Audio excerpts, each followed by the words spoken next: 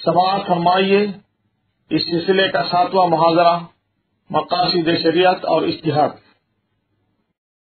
بسم اللہ الرحمن الرحیم، نحمدہ و نصلی علی رسولہ الکریم وعلی آلہ واصحابہ اجمعین۔ آج کی گفتگو کا عنوان ہے مقاصد شریعت اور اجتہاد۔ مقاصد شریعت اور اجتہاد بظاہر یہ دونوں الگ الگ مضمون ہیں، لیکن ان میں ایک بڑی گہری معنوی مناسبت پائی جاتی ہے۔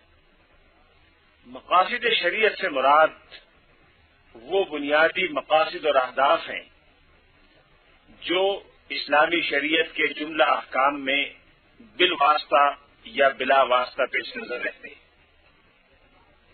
ایک اعتبار سے شریعت اسلامیہ کی حکمت یا وزڈم جو پیش نظر ہے اس کا مطالعہ مقاصد شریعت کے تحت کیا جاتا ہے۔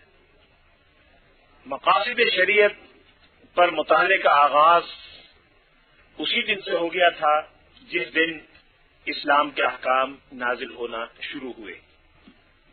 شریعت جو انسان کی کامیابی اور کامرانی کا واضح، کھلا، آسان اور دو ٹوک راستہ ہے، جو انسان کو اس کی منزل مقصود تک کامیابی کے ساتھ پہنچا دیتا ہے، جو انسان کو حقیقی زندگی کے مصدر اور ماخذ تک لے جانے کا واحد ضامن ہے، اس کے احکام میں کیا حکمتیں ہیں، کیا مصلحتیں ہیں، اللہ نے وہ احکام کیوں دیے ہیں، اس پر روز اول سے مسلمان غور و خوض کر رہے ہیں۔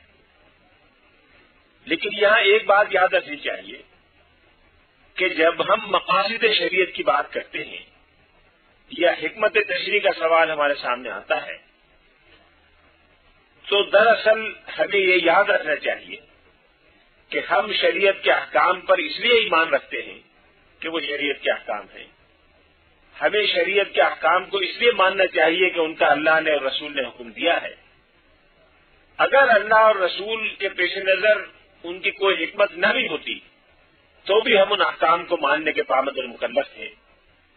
ان حکمتوں کو جاننا یا نہ جاننا ایمان کی شرط نہ ہونا چاہیے۔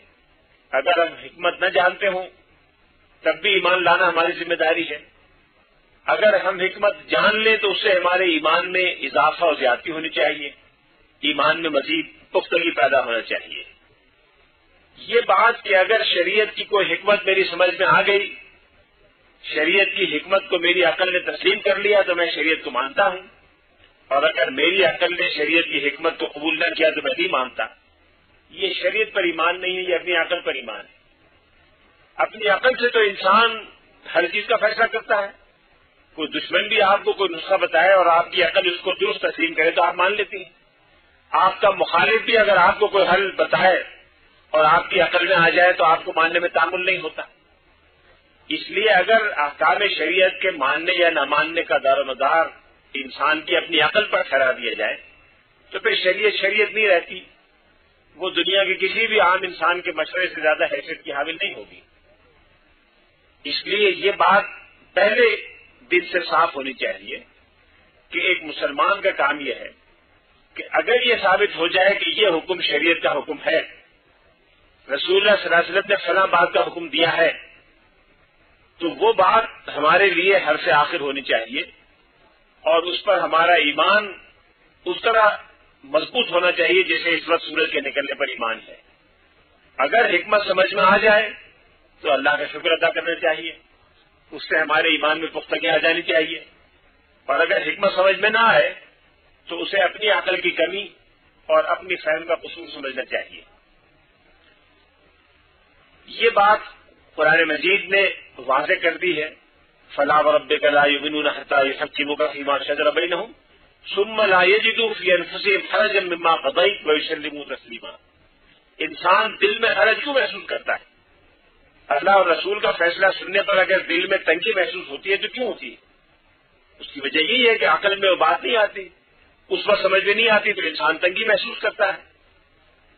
لیکن اس کے باوجود احکام شریعت کی حکمت سے واقف ہونا یا اللہ کے فرمودات، اللہ کے احکام کی حکمتیں جاننا، یہ اللہ کے مقرب اور نیک انسانوں کا طریقہ رہا ہے۔ حضرت ابراہیم علیہ السلام نے اللہ تعالیٰ سے دعا کی کہ میں دیکھنا چاہتا ہوں کہ آپ مردوں کو کیسے زندہ کرتے ہیں۔ ارشاد ہوا کہ اولم تؤمن، کیا تم ایمان نہیں رکھتے؟ تو جواب میں یہ فرمایا کہ بلا، ایمان تو بے شک رکھتا ہوں، ولکن لیطمئن قلبی، تاکہ میرے دل کو اطمینان ہو جائے۔ مزید اطمینان ہو جاتا ہے جب انسان دیکھ لیتا ہے۔ بعض اوقات آدمی سن کر ایمان لے آتا ہے، بات کو مان لیتا ہے، لیکن جسے پختگی اور اطمینان قلبی کی کیفیت کہتے ہیں وہ دیکھ کر حاصل ہوتی ہے۔ حضرت موسیٰ علیہ السلام جب حضرت خضر سے الگ ہونے لگے تو انہوں نے کہا کہ آئیے ذرا میں آپ کو یہ بھی بتا دوں کہ یہ سب کام میں نے کیوں کیا، اور پھر انہوں نے ایک ایک کر کے اس کی حکمت بتائی اور کہا کہ ما فعلتہ عن امری، میں نے کوئی ایک فعل بھی اپنے حکم سے، اپنے فیصلے سے نہیں کیا، سب اللہ کے حکم سے کیا تھا، اور یہ حکمتیں اس کے پیچھے تھیں۔ گویا اس کے باوجود کہ حضرت خضر کو معلوم تھا کہ یہ اللہ کے پیغمبر ہیں، اللہ کے حکم سے میرے پاس آئے ہیں، میں نے جو کیا ہے اللہ کے حکم سے کیا ہے، لیکن انہوں نے یہ مناسب سمجھا کہ ان افعال کی حکمتیں حضرت موسیٰ علیہ السلام کو بتا دیں تاکہ ان کے مزید اطمینان میں اضافہ ہو جائے۔ ان دو مثالوں سے یہ پتہ چلتا ہے کہ احکام شریعت کی حکمتیں جاننا یہ ایک فطری بات ہے، اور اگر صاحب ایمان کو یہ حکمتیں آتی ہوں تو وہ زیادہ اطمینان اور قوت کے ساتھ اس بات کو دوسروں تک پہنچا سکتا ہے۔ آگے بڑھنے سے پہلے ایک سوال کا جواب دینا اور ضروری ہے، وہ یہ ہے کہ کیا شریعت کے احکام میں ہر حکم کے پیچھے کوئی علت یا کوئی حکمت ہے؟ کیا اللہ تعالی نے جو احکام دیے ہیں وہ ہماری کسی حکمت کی خاطر دیے ہیں یا بغیر حکمت کے دیے ہیں؟ بعض لوگوں کا کہنا ہے کہ اللہ تعالیٰ کے احکام کے پیچھے کوئی حکمت یا علت نہیں ہے، اس لیے کہ اللہ تعالیٰ کسی چیز کا پابند نہیں ہے۔ ہم بندے ہونے کی حیثیت سے کوئی ایسا کام کرنے کے مجاز نہیں ہے جو کسی حکمت پر مبنی نہ ہو، لیکن اللہ تعالیٰ تو خالق کائنات ہے، وہ پوری کائنات کا مالک ہے، وہ کسی چیز کا پابند نہیں ہے کہ جب بھی کوئی چیز کرے یا پیدا کرے یا حکم دے جب اس کے پیچھے کوئی مصلحت ہو۔ مصلحت کی پابندی تو مجبور انسان کرتا ہے، محدود صلاحیتیں رکھنے والا فرد کرتا ہے۔ جس کا حکم، جس کی حکومت، جس کا اقتدار، جس کی حکمت، جس کا فعل، ہر چیز لامحدود ہو، وہ کسی چیز کا پابند نہیں ہو سکتا۔ توحید کی حقیقت کے نقطۂ نظر سے یہ مسلک بڑا مضبوط معلوم ہوتا ہے۔ اشاعرہ جو مسلمانوں میں علم کلام کا ایک مشہور مسلک ہے وہ اسی بات کے قائل ہے۔ اشاعرہ میں امام راضی کا نقطۂ نظر یہی ہے، اور امام راضی نے اپنی تفسیر میں، اگر آپ نے امام راضی کی تفسیر پڑھی ہو تو بڑے غیر معمولی زور و شور سے اور دلائل سے اس بات کو ثابت کیا ہے۔ امام راضی اور ان کے ہم خیال حضرات کا کہنا یہ ہے کہ ان احکام کی حیثیت تقریباً اس طرح کی ہے، سمجھنے کے لیے بغیر تشبیہ کے وہ فرماتے ہیں کہ جیسے آپ کے دو ملازم ہوں اور ایک کے بارے میں شبہ ہو کہ شاید یہ فرما بردار نہیں ہے یا وفادار نہیں ہے، اور اس کی فرما برداری کو جاننے کے لیے کوئی حکم آپ دے دیں، اس حکم میں فی نفسی کوئی حکمت نہیں ہے، لیکن مقصد یہ جاننا ہے کہ یہ کتنا فرما بردار ہے۔ کسی ملازم کی دیانتداری کو آپ جانچنا چاہیں اور گھر میں خاموشی سے کوئی 10 روپے کا نوٹ، 100 روپے کا نوٹ کہیں رکھ دیں اور دیکھیں کہ یہ اٹھاتا ہے کہ نہیں اٹھاتا، صفائی کرنے والی اٹھاتی ہے کہ نہیں اٹھاتی، فی نفسی اس میں کوئی حکمت نہیں ہے۔ وہاں رکھنا نہ رکھنا ایک عام سی بات ہے، لیکن آپ کو یہ جاننا ہے کہ یہ کتنا عمل کرتی ہے دیانت پہ یا نہیں کرتی۔ امام راضی اور ان کے رفقا کا کہنا ہے کہ احکام شریعت میں بس اسی طرح کی مسئلہ ہے، اس سے بڑھ کر کوئی حکمت یا انسانوں کے لیے کوئی فائدہ اس میں پیش نظر نہیں۔ ظاہریہ کا بھی یہی مسئلہ ہے جن کا میں نے کل ذکر کیا تھا، لیکن مسلمانوں کی غالب ترین اکثریت، فقہاء اسلام، محدثین اور شارحین قرآن کی غالب اکثریت کا کہنا یہ ہے کہ احکام شریعت کے پیچھے مصلحتیں ہیں، اور وہ مصلحتیں انسانوں کی مصلحتیں ہیں۔ انسان کی فلاح و بہبود، انسان کی کامیابی اور کامرانی، انسان کی زندگی میں توازن اور اعتدال کا حصول، انسان کی جان و مال کا تحفظ، یہ مقاصد ہیں، یہ مصلحتیں ہیں جو احکام شریعت میں اللہ نے پیش نظر رکھی ہے۔ مسلمانوں کی غالب اکثریت کا یہ خیال ہے۔ ان میں جن حضرات نے بہت تفصیل سے کلام کیا ہے، ان میں سے دو کا نام میں لوں گا۔ اگر آپ کو عربی آتی ہو تو یہ دو کتابیں آپ ضرور پڑھیں۔ ایک کتاب سلطان العلماء علامہ عز الدین ابن عبدالسلام کی کتاب ہے۔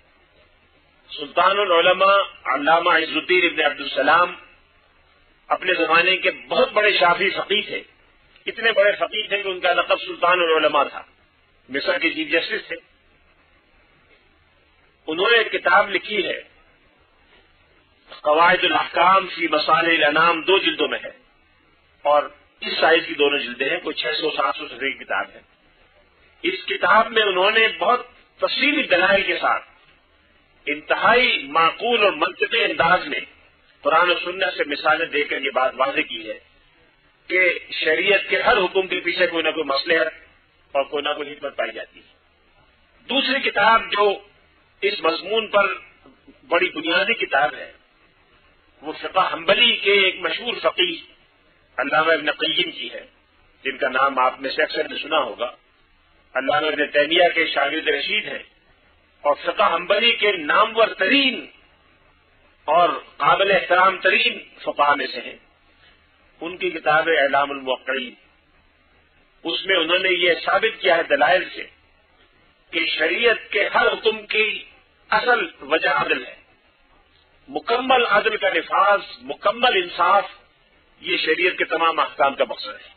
اور ایک ایک چیز کی دلیل دے کر 4 ضخیم جلدوں میں کتاب لکھی ہے، اور جو آدمی اس کو پڑھتا ہے وہ اطمینان قلبی کے ساتھ یہ بات کہہ سکتا ہے کہ شریعت اسلامیہ میں عدل کی انتہائی رعایت رکھی گئی ہے۔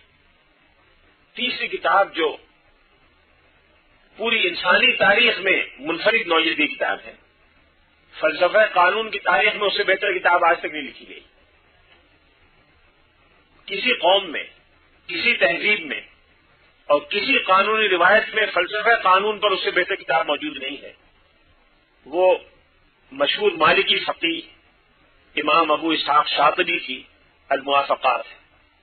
امام ابو اسحاق شاطبی توڑے کے ساتھ الموافقات ان کی کتاب ہے، 4 جلدوں میں ہے۔ اس میں انہوں نے تمام تر منطقی اور عقلی دلائل سے یہ ثابت کیا ہے کہ شریعت کے ہر حکم کے پیچھے ایک حکمت اور مصلحت ہے، اور وہ مصلحت یہ ہے۔ اس لیے یہ بات تو واضح ہو گئی کہ شریعت کے ہر حکم کی کوئی نہ کوئی علت، کوئی نہ کوئی حکمت اور کوئی نہ کوئی مصلحت ہے۔ خود قرآن مجید پر غور کرنے سے بعض احکام کی حکمتیں اور علتیں ہمارے سامنے آ جاتی ہیں۔ خود قرآن مجید نے وہ مصلحتیں بیان کی ہیں۔ مثلاً ایک جگہ یہ تذکرہ ہے کہ اللہ نے پیغمبر کیوں بھیجے، اللہ نے رسول کو کیوں بھیجا۔ پیغمبروں کے بھیجے جانے کی حکمت کے طور پر ارشاد فرمایا گیا کہ لِأَلَّا يَكُونَ لِلنَّاسِ عَلَى اللَّهِ حُجَّةٌ بَعْدَ الرُّسُلِ، تاکہ کوئی انسان روز قیامت یہ نہ کہہ سکے کہ مجھے معلوم نہیں تھا کہ آپ کا حکم اور آپ کا طریقہ کیا ہے۔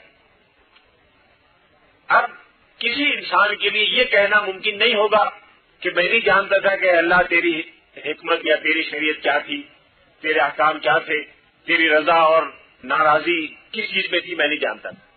شریعت کا حکم واضح ہے، انبیاء علیہ السلام نے اللہ کی مشیت اور مرضی کو عام کر دیا۔ گویا اللہ نے پیغمبروں کو بلا وجہ نہیں بھیجا، اتمام حجت کے لیے بھیجا۔ اگرچہ انسان کو عقل دی ہے، اگرچہ انسان کے چاروں طرف ایسے شواہد پیدا کر دیے ہیں کہ وہ اللہ کے وجود کو معلوم کر سکتے ہیں، لیکن محض انسانی عقل پر، محض شواہد پر اور محض واقعاتی گواہیوں پر اللہ نے اکتفا نہیں فرمایا، بلکہ انبیاء علیہ السلام کو بھیجا، 1 2 نہیں، ہزاروں نہیں، 1,24,000 افراد کو بھیجا۔ اب حجت تمام ہو گئی۔ ایک جگہ یہ بحث ہے کہ ہم نے یہ موت و حیات کا سلسلہ کیوں پیدا کیا ہے۔ ویسے تو اللہ تعالیٰ خالق ہے، وہ جس کو چاہے پیدا کرے، جس کو چاہے نہ پیدا کرے۔ کون پوچھ سکتا ہے کہ جس کو پیدا کیا کیوں پیدا کیا، جس کو پیدا نہیں کیا کیوں پیدا نہیں کیا۔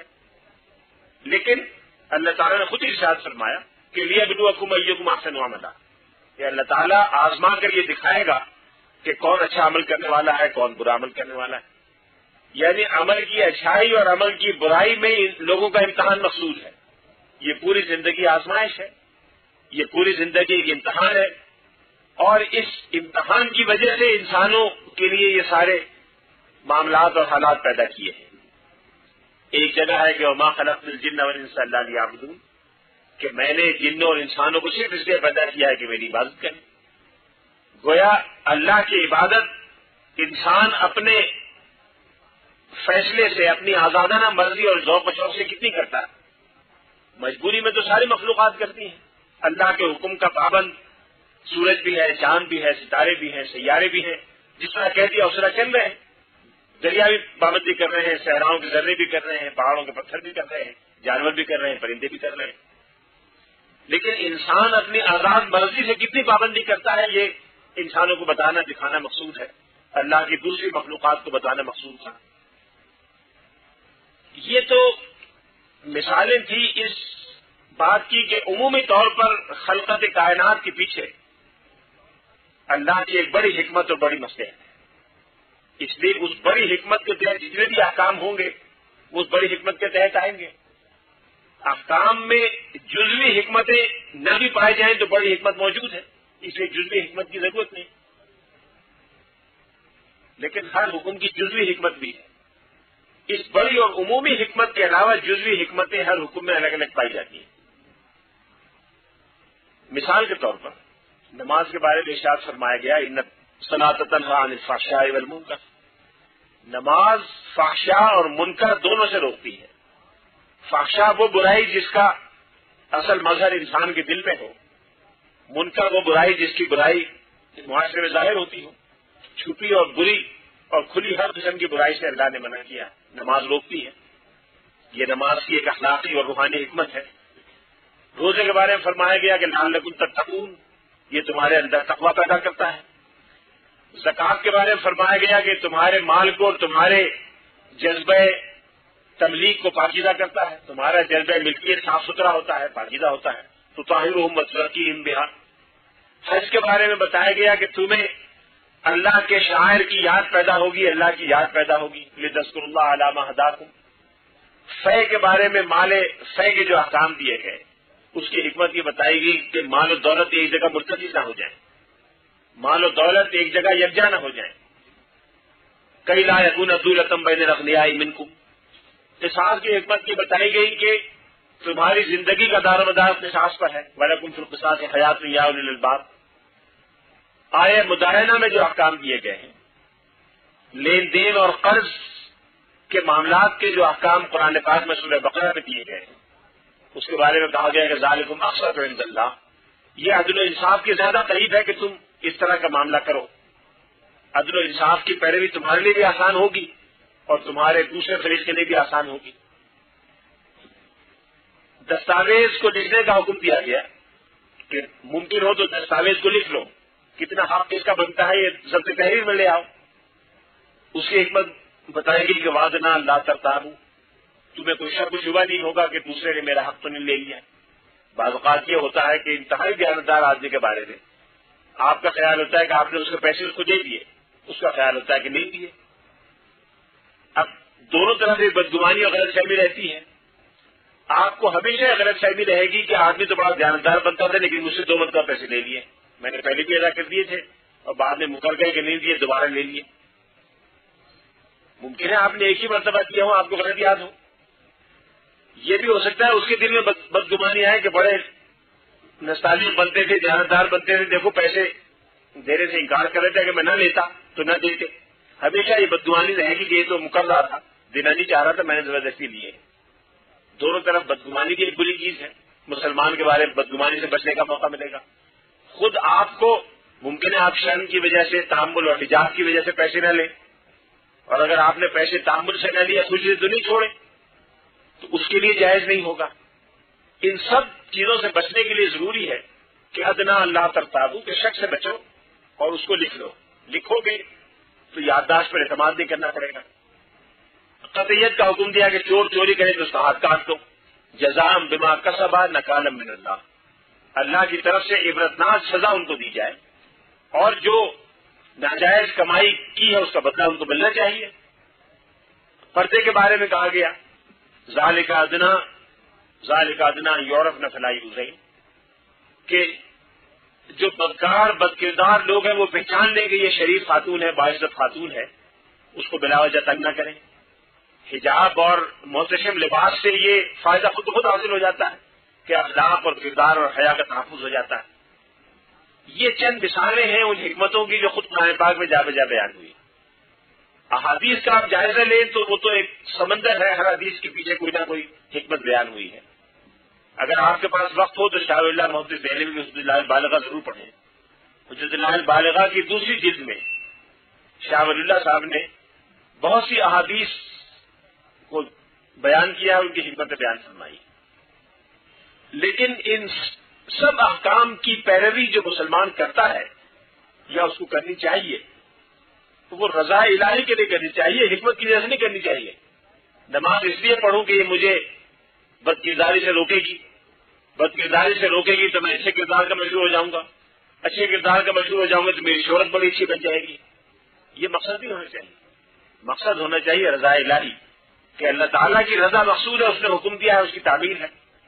فوائد اور مقاصد تو خود بخود حاصل ہو جائیں گے اگر انسان صحیح روح کے ساتھ اس پر عمل کرے. بہت سی حکمتیں ہیں تو قرآن پاک میں سینکڑوں آیات میں بیان ہوئی ہیں، احادیث میں ہزاروں احادیث میں بیان ہوئی ہیں. ان سب پر جب ائمہ اسلام نے غور کیا تو انہوں نے یہ محسوس کیا کہ ان سب حکمتوں کا خلاصہ اور جڑ ایک حکمت ہے، اور یہ وہ حکمت ہے جو قرآن پاک میں سورہ حدید میں بیان ہوئی. سورہ حدید کی یہ آیت انتہائی اہم آیات میں سے ہے، اور قرآن پاک میں جو بنیادی کلیات جن آیات میں بیان ہوئے ہیں ان میں بھی بنیادی اہمیت رکھنے والی آیت ہے. ارشاد باری ہے وَلَقَدْ أَرْسَلْنَا رُسُلَنَا بِالْبَيِّنَاتِ وَأَنزَلْنَا مَعَهُمُ الْكِتَابَ وَالْمِيزَانَ کہ ہم نے اپنے پیغمبروں کو واضح نشانیاں دے کر بھیجا، ان کے ساتھ کتاب اور میزان نازل فرمائی لِيَقُومَ النَّاسُ بِالْقِسْطِ تاکہ لوگ مکمل عدل و انصاف پر قائم ہو جائیں. تو لوگوں کا حقیقی اور مکمل عدل و انصاف پر قائم ہو جانا یہ تمام آسمانی کتابوں کا بنیادی مقصد تھا. یہ تمام انبیاء علیہ السلام کا بنیادی ہدف تھا اس زندگی کے حوالے سے کہ یہاں اس دنیاوی زندگی میں جو مقصد ہو وہ لوگوں کا عدل و انصاف پر قائم ہو جانا ہو. قرآن مجید نے یہاں عدل کا لفظ استعمال نہیں فرمایا، قسط کا لفظ استعمال فرمایا لِيَقُومَ النَّاسُ بِالْقِسْطِ تاکہ لوگ قسط پر قائم ہو جائیں. قرآن مجید میں عدل و انصاف کا مفہوم بیان کرنے کے لیے دو الفاظ استعمال ہوئے، ایک عدل ایک قسط. عدل کے معنی بھی انصاف، قسط کے معنی بھی انصاف. یہاں یہ سوال پیدا ہوتا ہے کہ کیا قرآن مجید میں مترادفات آئے ہیں؟ یہ بڑی لمبی بحث ہے، لوگوں نے اس پر کتابیں لکھی ہیں کہ کیا قرآن پاک میں مترادفات استعمال ہوئے ہیں. بعض حضرات کا کہنا ہے کہ مترادفات استعمال ہوئے ہیں، بعض حضرات کا کہنا ہے کہ نہیں ہوئے. جن حضرات کا کہنا ہے کہ مترادفات استعمال نہیں ہوئے ان کا کہنا ہے کہ قرآن مجید میں کوئی لفظ غیر ضروری نہیں ہے، فالتو کوئی لفظ نہیں آیا. ان کا کہنا ہے کہ لا عبث فی الشریعہ، یہ ایک اصول ہے کہ شریعت میں کوئی چیز عبث اور بیکار نہیں. قرآن پاک کی شریعت ہے، اس میں اگر ایک لفظ بھی غیر ضروری یا زائد ضرورت آیا ہے تو عبث ہے، بیکار ہے. اللہ تعالیٰ کے کلام میں کوئی لفظ بیکار نہیں ہو سکتا، لہذا قرآن پاک کے مترادفات نہیں آئے. یہ ایک رائے ہے. دوسری رائے یہ ہے کہ قرآن پاک کے مترادفات آئے ہیں، چنانچہ نبی اور رسول کا لفظ آیا ہے، قسط اور عدل کا لفظ آیا ہے. بہت سارے الفاظ آئے ہیں جو بظاہر ایک ہی مفہوم کے ہیں اور ان دونوں کا مفہوم ایک ہی معلوم ہوتا ہے. اس پر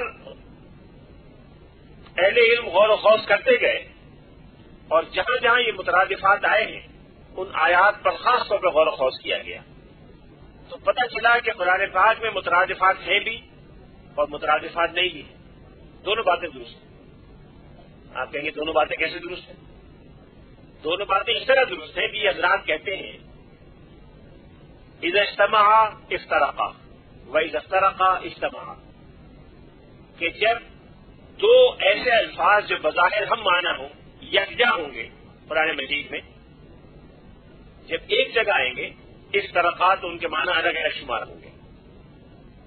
وَإِذَا افترقا، اور اگر الگ الگ سیاق و سباق میں یہ الفاظ استعمال ہوں تو اجتماعات تو ان کے ایک معنی ہو سکتے ہیں. مثلا قرآن پاک میں ایک جگہ ہے وما ارسلنا من رسول ولا نبی کے، ہم نے نہ کوئی رسول بھیجا نہ کوئی نبی ایسا بھیجا جس کے ساتھ یہ نہ ہوا. یہاں ایک جگہ دونوں الفاظ آئے، یہاں دونوں الگ الگ مفہوم ہیں. اور کہیں جہاں الگ الگ آئے ہیں وہاں نبی رسول کے معنی میں اور رسول نبی کے معنی میں استعمال ہو سکتا ہے. اسی طرح سے قرآن پاک میں عدل اور قسط کے الفاظ جہاں ایک جگہ آئے ہیں، کسی ایک سیاق و سباق میں آئے ہیں، وہاں دونوں کا مفہوم الگ الگ ہے. اور جہاں الگ الگ آئے ہیں وہاں الگ بھی ہو سکتا ہے اور ایک بھی ہو سکتا ہے. عدل کے ظاہری معنی ہیں اونٹ پر بوجھ لادتے وقت دونوں بوجھوں کو یکساں کر دینا. جب اونٹ پر بوجھ لادا جاتا ہے تو دونوں طرف کا بوجھ حجم اور وزن میں یکساں ہوتا ہے. اگر حجم یا وزن میں یکساں نہ ہو تو اونٹ چل نہیں سکتا. اس عمل کو عربی زبان میں عدل کہتے ہیں. گویا عدل کے معنی ہیں کہ ظاہری طور پر دو چیزوں کو اس طرح برابر کر دیا جائے کہ دیکھنے میں وہ دونوں برابر ہو جائیں. ترازو کے دونوں پڑے برابر ہو گئے. دونوں فریقوں کا موقف سننے کے بعد ظاہری دلائل پر آپ نے فیصلہ کر دیا اور دونوں کا موقف ظاہری طور پر اپنی اپنی جگہ درست ہو گیا. یہ عدل ہے. لیکن ضروری نہیں کہ جو ظاہری طور پر عدل ہو وہ حقیقت میں بھی عدل ہو.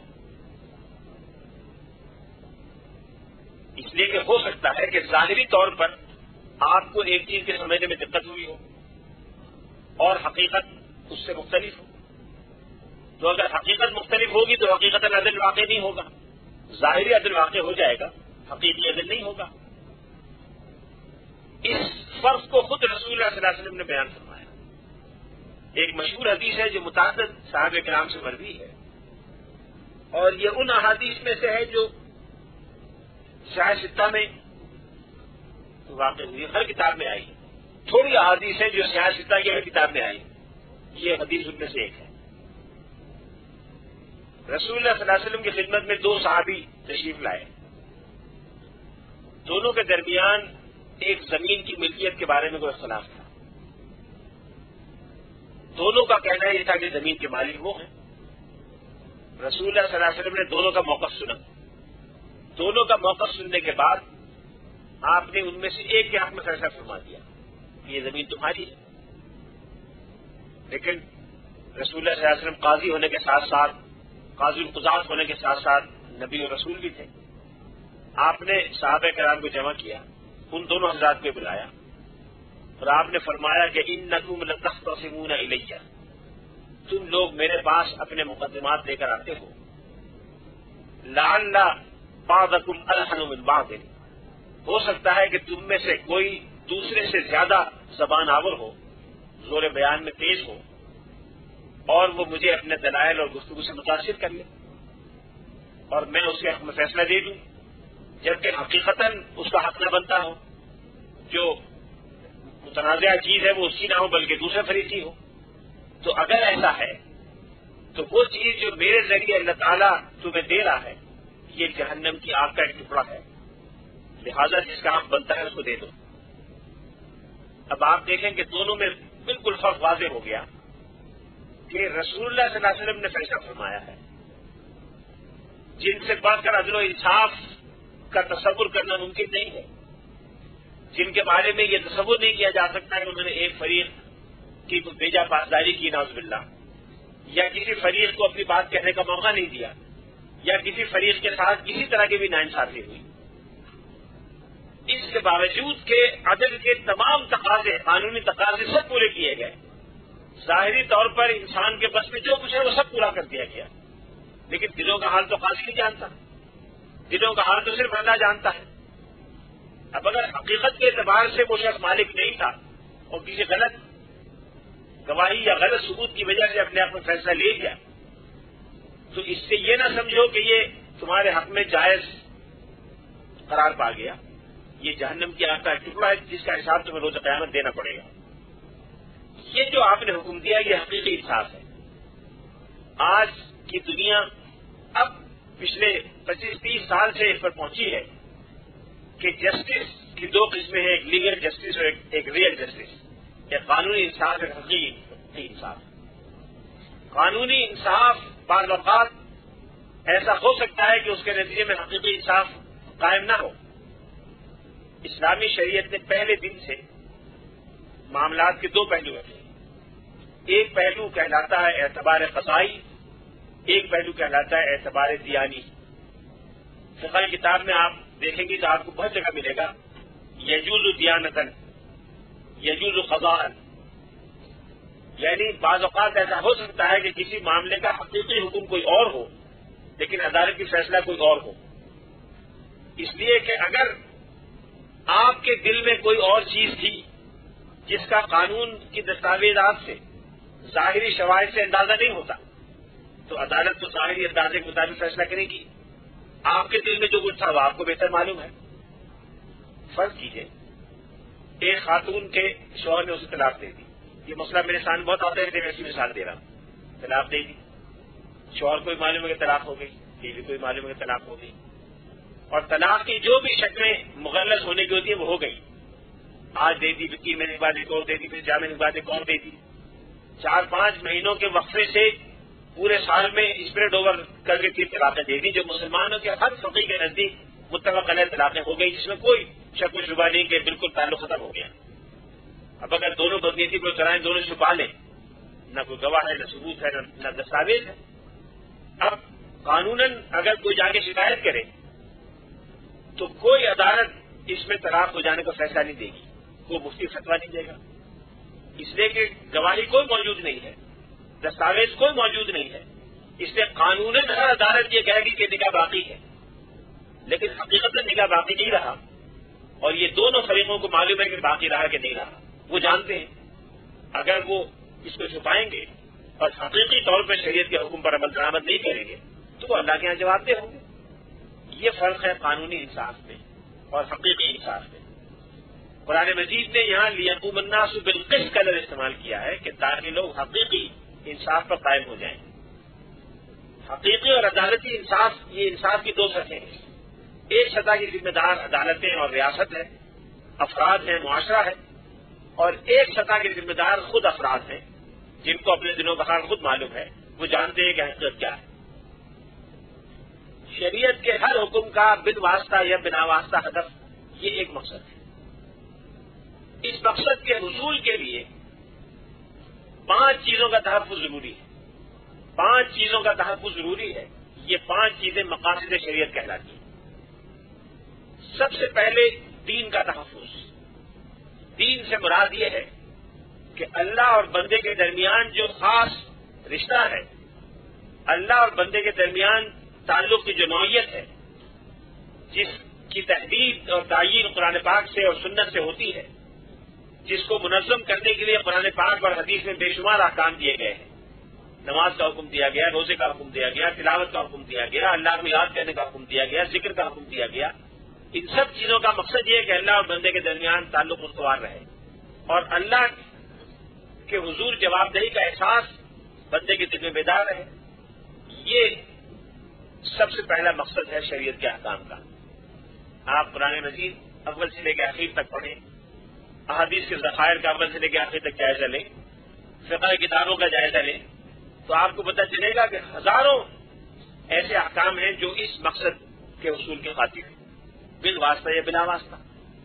فقہ کتاب میں اگر لکھا ہوا ہے کہ پانی کیسے پاک ہوتا ہے اور کیسے ناپاک ہوتا ہے، اس کا مقصد رضا الہی کا حصول ہے، اس لیے آپ کو نماز پڑھنی ہے۔ نماز میں اللہ کے حضور بندگی کا اظہار ہے، غایت تذلل ہے، اللہ کے حضور سجدہ کرتے ہوئے پیشانی اللہ کے حضور دیکھنی ہے۔ اس حالت میں انسان کو پاک صاف ہونا چاہیے، پاک صاف ہونے کے لیے پانی کی پاکی ضروری ہے، اس کا بالآخر تعلق نکلتا ہے اسی ایک رشتے سے جو اللہ اور بندے کے درمیان ہے۔ یہ شریعت کا ایک اور سب سے پہلا بنیادی مقصد ہے۔ دوسرا بنیادی مقصد ہے انسانی جان کا تحفظ۔ انسانی جان کا تحفظ یہ شریعت کا بنیادی مقصود ہے۔ نمبر 2 مقصود ہے انسانی جان ہر ایک کی محفوظ ہے۔ ہر انسان معصوم الدم ہے شریعت کی اصطلاح میں، جس کا خون معصوم ہے اس کا خون محفوظ ہے۔ ایک انسان کی جان لینا پورے انسانیت کی جان لینے کے مترادف ہے، اور ایک انسان کی جان بچانا پوری انسانیت کو بچانے کے مترادف ہے، الا یہ کہ احکام شریعت کی روح سے اس کو آپ مستوجب قتل قرار دیں۔ اس سے 3 یا 4 شکلیں، اس کے علاوہ کوئی شکل نہیں ہے انسان کی جان لینے کے جائز ہونے کی۔ یا تو وہ میدان جنگ میں آپ کے خلاف لڑنے کے لیے آیا ہے، دشمن ہے، غیر مسلم ہے، حملہ ہو گیا مسلمانوں پر، آپ کے قتل کے در پہ ہے، آپ نے اپنے دفاع میں، اسلامی ریاست کے دفاع میں اس کو قتل کر دیا میدان جنگ میں، یا اس نے کسی بے گناہ کو قتل کر دیا تھا، قصاص میں قتل کر دیا گیا، یا بعض شرائط کے ساتھ ارتداد کا مرتکب ہوا تھا، ارتداد کی سزا میں قتل کر دیا گیا، یا ایک اور جرم ہے جس کی سزا موت ہے، ایک خاص شرائط کے تحت بدکاری کا ارتکاب کیا، اس کی سزا موت ہے۔ اس کے علاوہ کوئی شکل انسان کی جان لینے کی نہیں ہے، انسان کی جان محفوظ ہے۔ شریعت کے بہت سے احکام انسانی جان کے تحفظ کے لیے ہیں۔ انسانی جان کا تحفظ اور جانور کا تحفظ، ان دونوں میں فرق ہے۔ کتا پیاس سے مر رہا ہو گلی میں، آپ نے پانی پلا دیا، کتے کی جان بچا لی، یہ بھی ایک جان کا تحفظ ہے۔ لیکن انسانی جان اور کتے کی جان کے تحفظ میں فرق ہے۔ انسان اللہ کی مکرم مخلوق ہے، وَلَقَدْ كَرَّمْنَا بَنِي آدَمَ۔ ہر انسان کو اللہ نے عزت سے نوازا ہے۔ ہر انسان کے اندر اللہ نے وہ صلاحیت رکھی ہے کہ وہ بالقوہ یعنی پوٹینشلی اللہ کا جانشین اور نائب ہے۔ لہذا انسانی جان کا تحفظ عزت اور کرامت کے ساتھ، انسان کے احترام کے ساتھ۔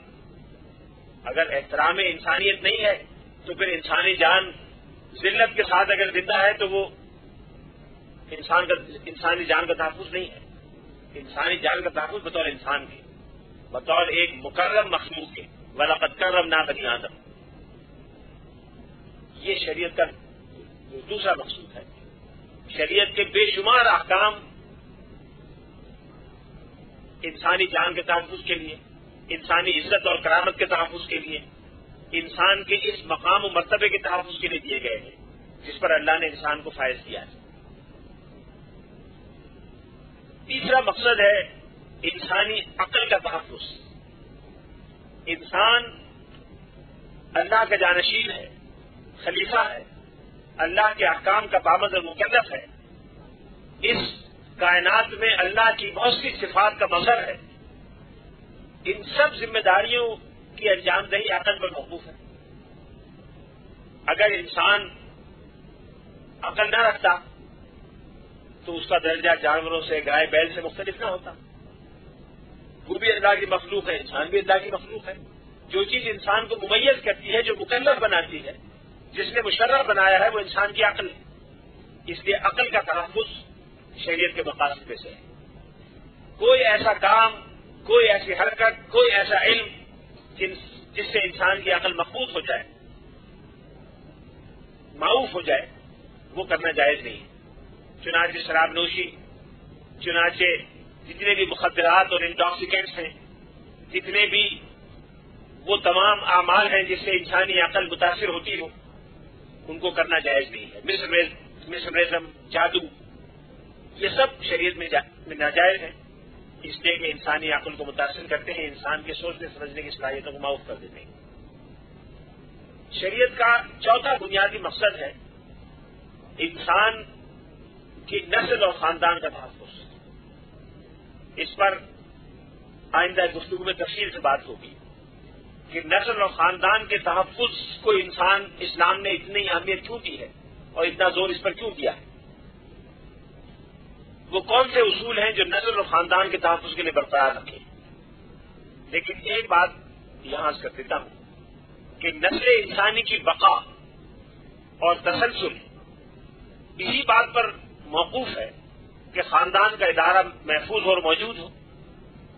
خاندان کا ادارہ موجود نہ رہے تو نسل انسانی کی تربیت اور بقا کا سلسلہ یا ختم ہو جائے گا یا اس اخلاقی بنیاد پر قائم نہیں رہے گا جو اسلام قائم کرنا چاہتا ہے۔ شریعت کا پانچواں بنیادی مقصد ہے انسان کی جائیداد اور مال کا تحفظ۔ جائیداد یا مال فرد کی ہو یا افراد کی، گروہوں کی ہو یا حکومتوں کی، ریاستوں کی ملکیت ہو یا کسی اور ادارے کی، اس سب کا تحفظ شریعت کے مقاصد میں سے ہے۔ کل میں نے وہ حدیث سنائی بھی جس میں رسول اللہ صلی اللہ علیہ وسلم نے مال کو ضائع کرنے سے منع فرمایا۔ مال کو ضائع کرنا کسی کی ملکیت ہو یا نہ ہو، دونوں صورتوں میں جائز نہیں ہے. حتیٰ کہ دریا کا پانی ضرورت سے زیادہ وضو میں استعمال کرنا بھی جائز نہیں ہے. دریا میں کیا فرق پڑتا ہے؟ دریا میں تو لاکھوں بیرل پانی سمندر میں روز گرتا ہے، لیکن وہ اللہ تعالیٰ گرا رہا ہے، اس کے آپ ذمہ دار نہیں ہے. وہ ایک مصلحت ہے اس کی، وہ نہ گرے تو روئے زمین کی آبادی متاثر ہو جائے، جنگلات متاثر ہو جائیں. اس کی ایک الگ جغرافیائی اور کائناتی حکمت ہے. آپ اتنا ہی استعمال کریں جتنا آپ کی لازمی ضرورت ہے، اس سے زیادہ استعمال کرنے کی آپ کو اجازت نہیں ہے. یہ شریعت اسلامیہ کے بنیادی مقاصد ہیں. بہت سی چیزیں ہیں جو براہ راست ان 5 مقاصد میں نہیں آتی، لیکن ان سے متعلق ہیں جزوی طور پر. کچھ چیزیں براہ راست متعلق ہیں، کچھ بالواسطہ متعلق ہیں. آپ غور کریں تو سینکڑوں ہزاروں مثالیں آپ کے سامنے آ جائیں گی. مثال کے طور پر انسانی جان کے تحفظ کی ضمانت دی گئی. تو اگر کسی شخص کے پاس کپڑے نہیں ہیں، وہ سردی میں کھڑا ہوا ہے، تو جان کے تحفظ کے لیے کپڑا دینا بھی ضروری ہے. سردی میں گرم کپڑا اور گرمی میں ہلکا کپڑا دینا بھی ضروری ہے. ایک شخص گرمی کے موسم میں جیکب آباد یا سٹی میں بیٹھا ہوا ہے اور کمبل کے علاوہ کوئی کپڑا نہیں، کمبل کا تہمت باندھا ہوا ہے، کمبل اوڑھا ہوا ہے، خاتون ہے، کمبل کے علاوہ کچھ نہیں ہے، وہ تو بیچاری بیمار ہو کے شاید پریشان ہو جائے گی. اس کو ٹھنڈا کپڑا دینا فوری ضرورت ہے. یہ جان کا مسئلہ ہے. کوئی نہیں کہہ سکتا کہ کپڑے کا تعلق انسانی جان کے تحفظ سے نہیں ہے. انسان کی خوراک ہے، انسان کی دوا ہے، علاج ہے، علاج کی سہولتیں ہیں، اچھی سہولتیں ہیں اور اچھی سہولتیں ہیں اور اچھی سہولتیں ہیں. اس کی کوئی انتہا نہیں. اس نقطۂ نظر سے آپ دیکھیں تو زندگی کے سارے معاملات جو بھی اس دنیا میں ہو رہا ہے، کائنات میں جو بھی ہو رہا ہے، اس کا ان 5 مقاصد سے تعلق ہے. ان 5 مقاصد کے علاوہ کوئی چھٹا مقصد نہیں ہے جس سے ہماری اور آپ کی کوئی جائز اور عقلی اور اخلاقی سرگرمی. غیر اخلاقی چیزیں بہت ہیں، فضول چیزیں بہت ہیں، لیکن جو جائز، معقول اور صحیح کام ہے جو انسان کرتا ہے، وہ ان 5 میں سے کسی ایک کی خاطر کرتا ہے.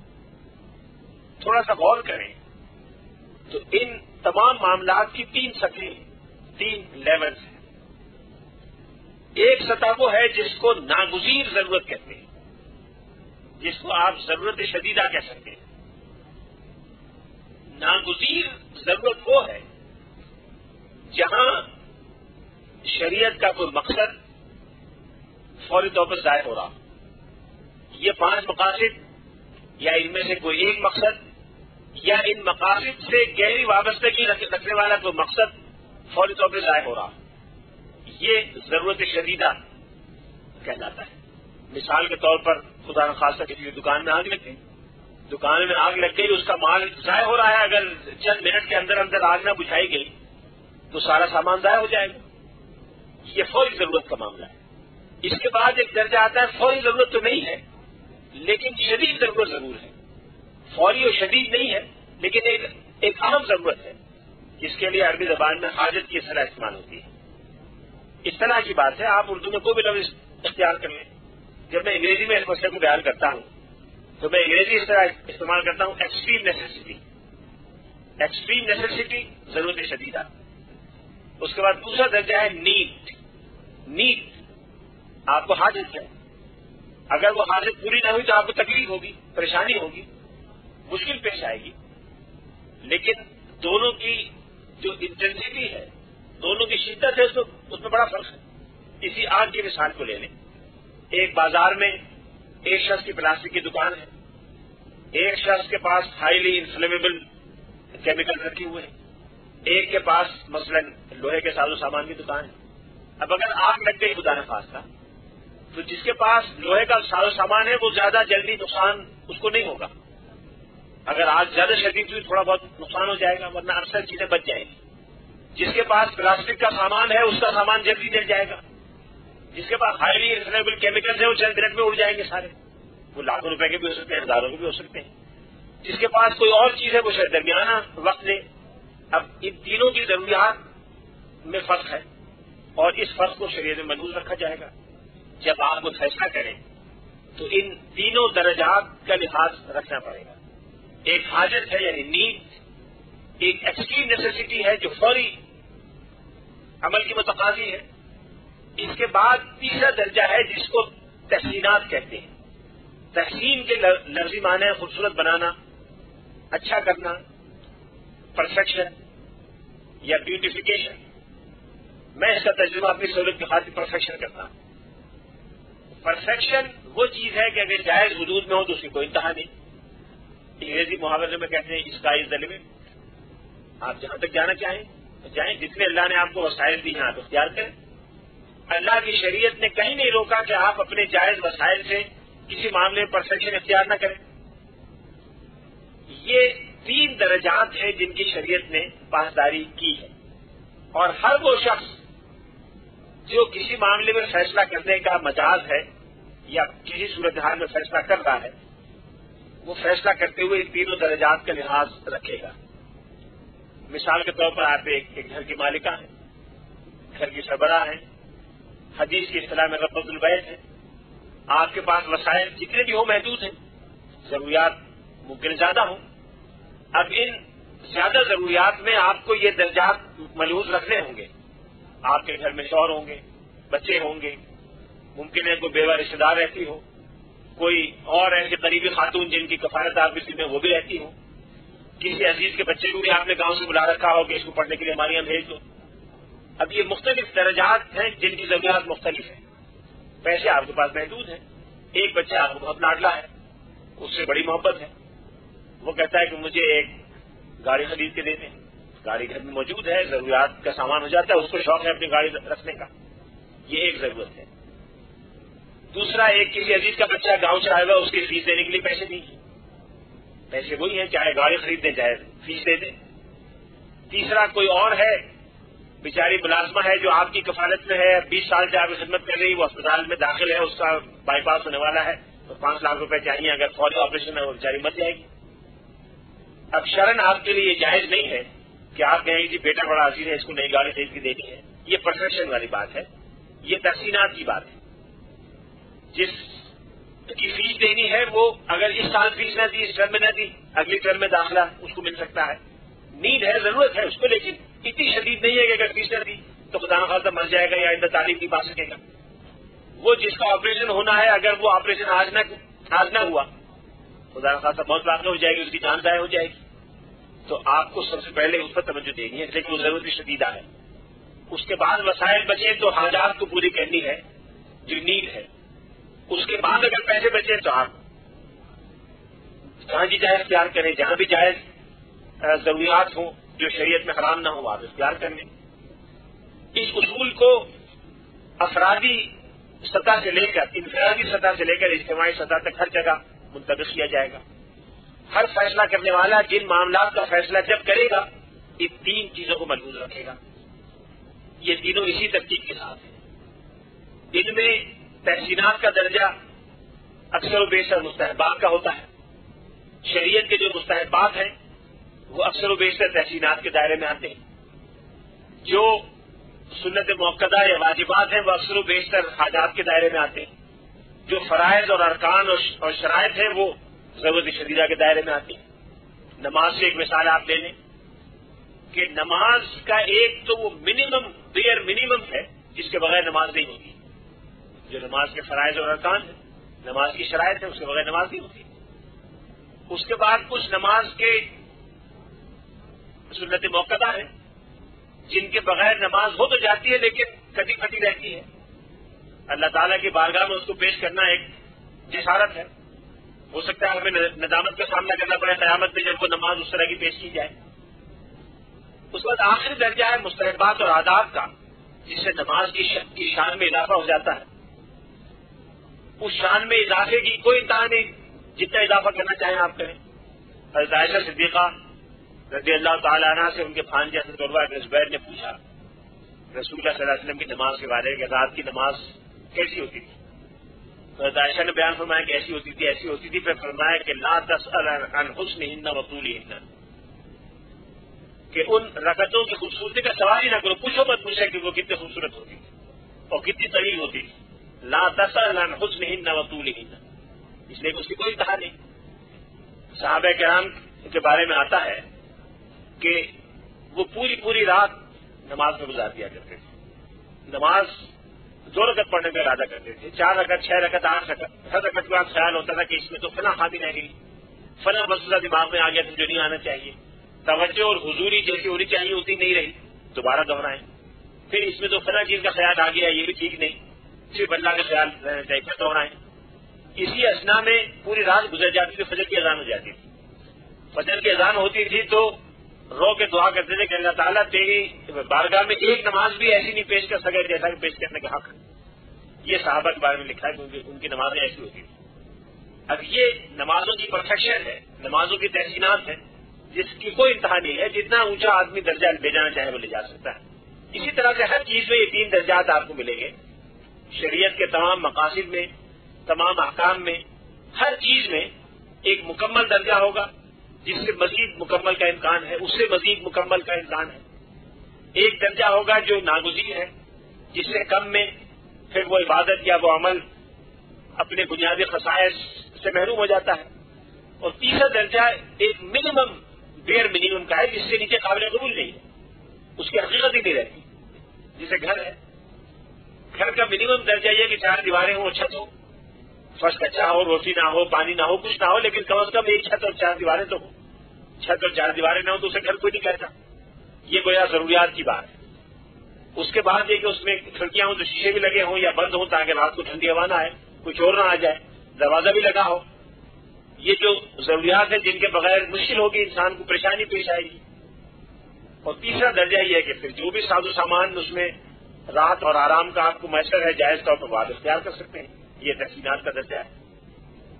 یہ شریعت کے بنیادی مقاصد ہیں جو قرآن و سنت کے اور قرآن و سنت کی بنیاد پر جو فہم فقہاء کرام کو اللہ نے عطا فرمائی، جو اتحادات انہوں نے پیش نظر رکھے، جو فقہ مرتب کی، ان میں سے ہر حکم کا بالواسطہ یا بلا واسطہ ان میں سے کوئی نہ کوئی چیز مقصد ہے، یا تو تحسینات کے درجے میں، یا حاجیات کے درجے میں، یا ضروریات کے درجے میں۔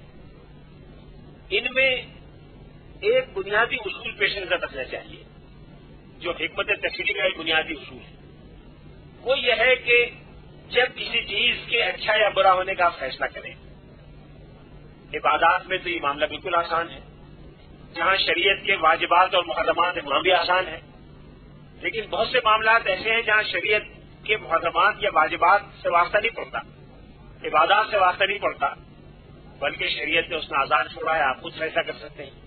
خاص طور پہ ایسے معاملات میں مشکل پیش آتی ہے کہ انسان کیا فیصلہ کرے، کس چیز کو حاجیات قرار دے، کس چیز کو ضروریات قرار دے، کس چیز کو تحسینیات قرار دے۔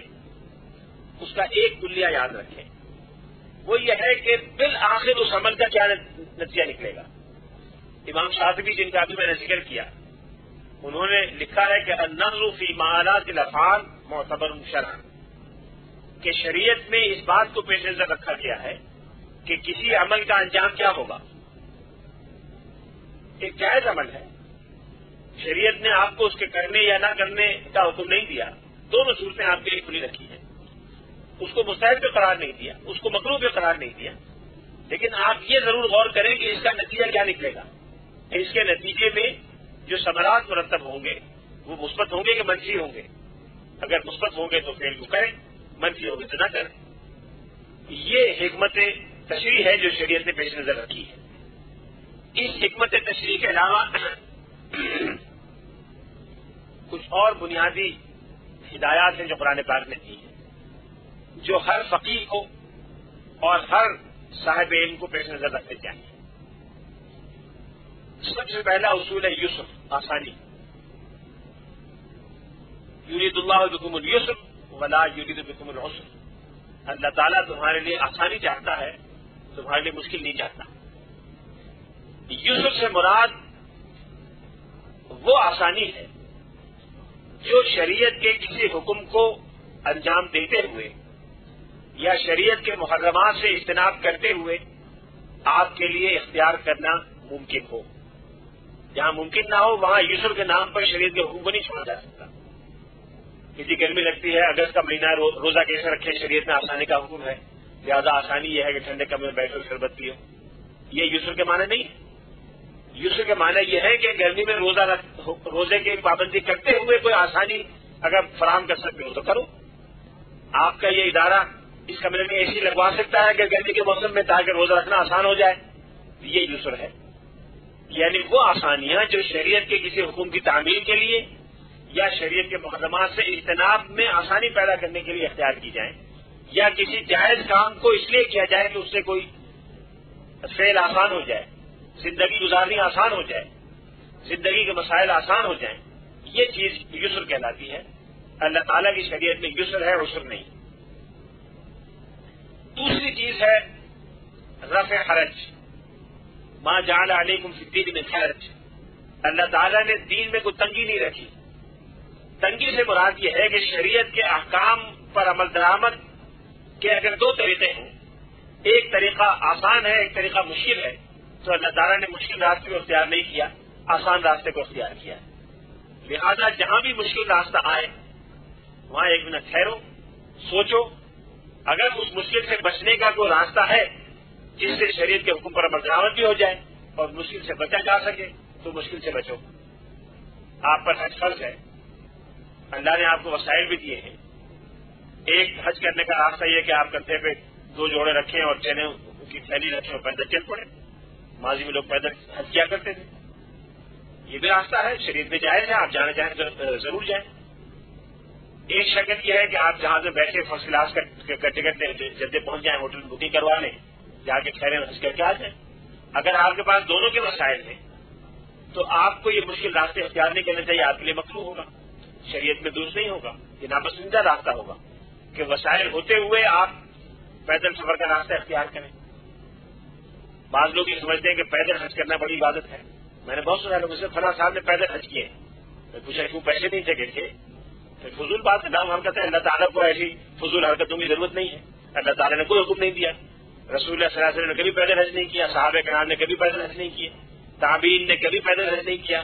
اگر وسائل تھے تو وسائل استعمال کرتے تھے، وسائل ہوں ان کو گھر رکھ دیں اور اللہ پر احسان رکھیں کہ جی پیدل حج کر رہے ہیں، اللہ نے ایسا حکم نہیں دیا۔ یہ چیز شرعن معتبر نہیں ہے، نہ شرعن مطلوب ہے کہ آپ اپنے کو مشکل میں ڈالیں، شریعت نے آپ کو مشکل میں ڈالنے کی اجازت نہیں دی۔ تیسری چیز جو اسی کی ایک شکل ہے وہ رفع مشقت ہے، کہ جہاں غیر ضروری مشقت پیدا ہو رہی ہو اس مشقت کو دور کیا جائے۔ حرج اور مشقت میں ایک فرق ہے۔ حرج تو وہ چیز ہے جو عام زندگی میں روٹین میں انسان کو پیش آتی ہے، مشقت وہ ہے جو کسی وقتی صورتحال میں پیدا ہو جائے۔ انسان بیمار ہو گیا، انسان سفر پر گیا ہوا ہے، سفر میں بہت سی چیزیں ایسی نہیں کر سکتا جو اپنے گھر میں کرتا ہے۔ مشقت تو ہے جو کسی وقتی صورتحال میں پیدا ہو جائے۔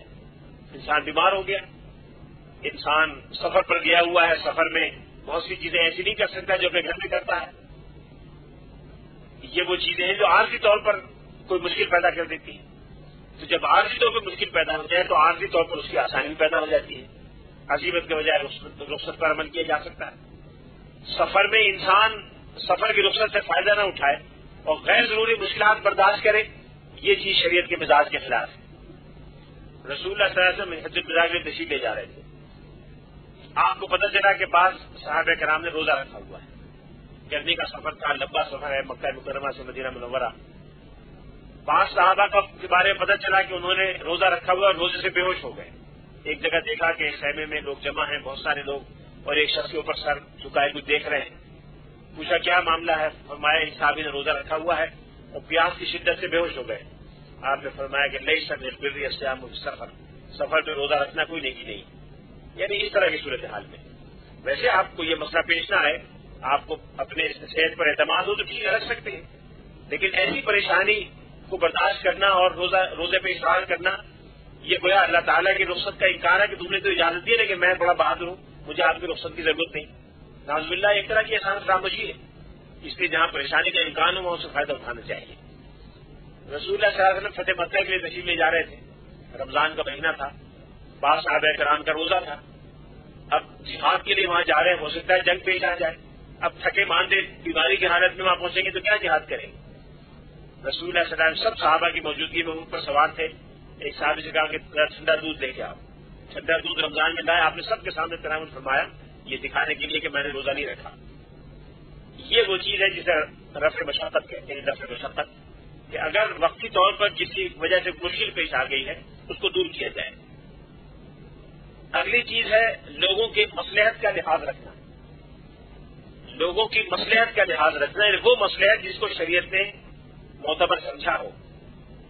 شریعت میں معتبر وہ مصلحتیں جن کا تعلق ان مقاصد خمسہ سے ہو، بالواسطہ یا بلا واسطہ.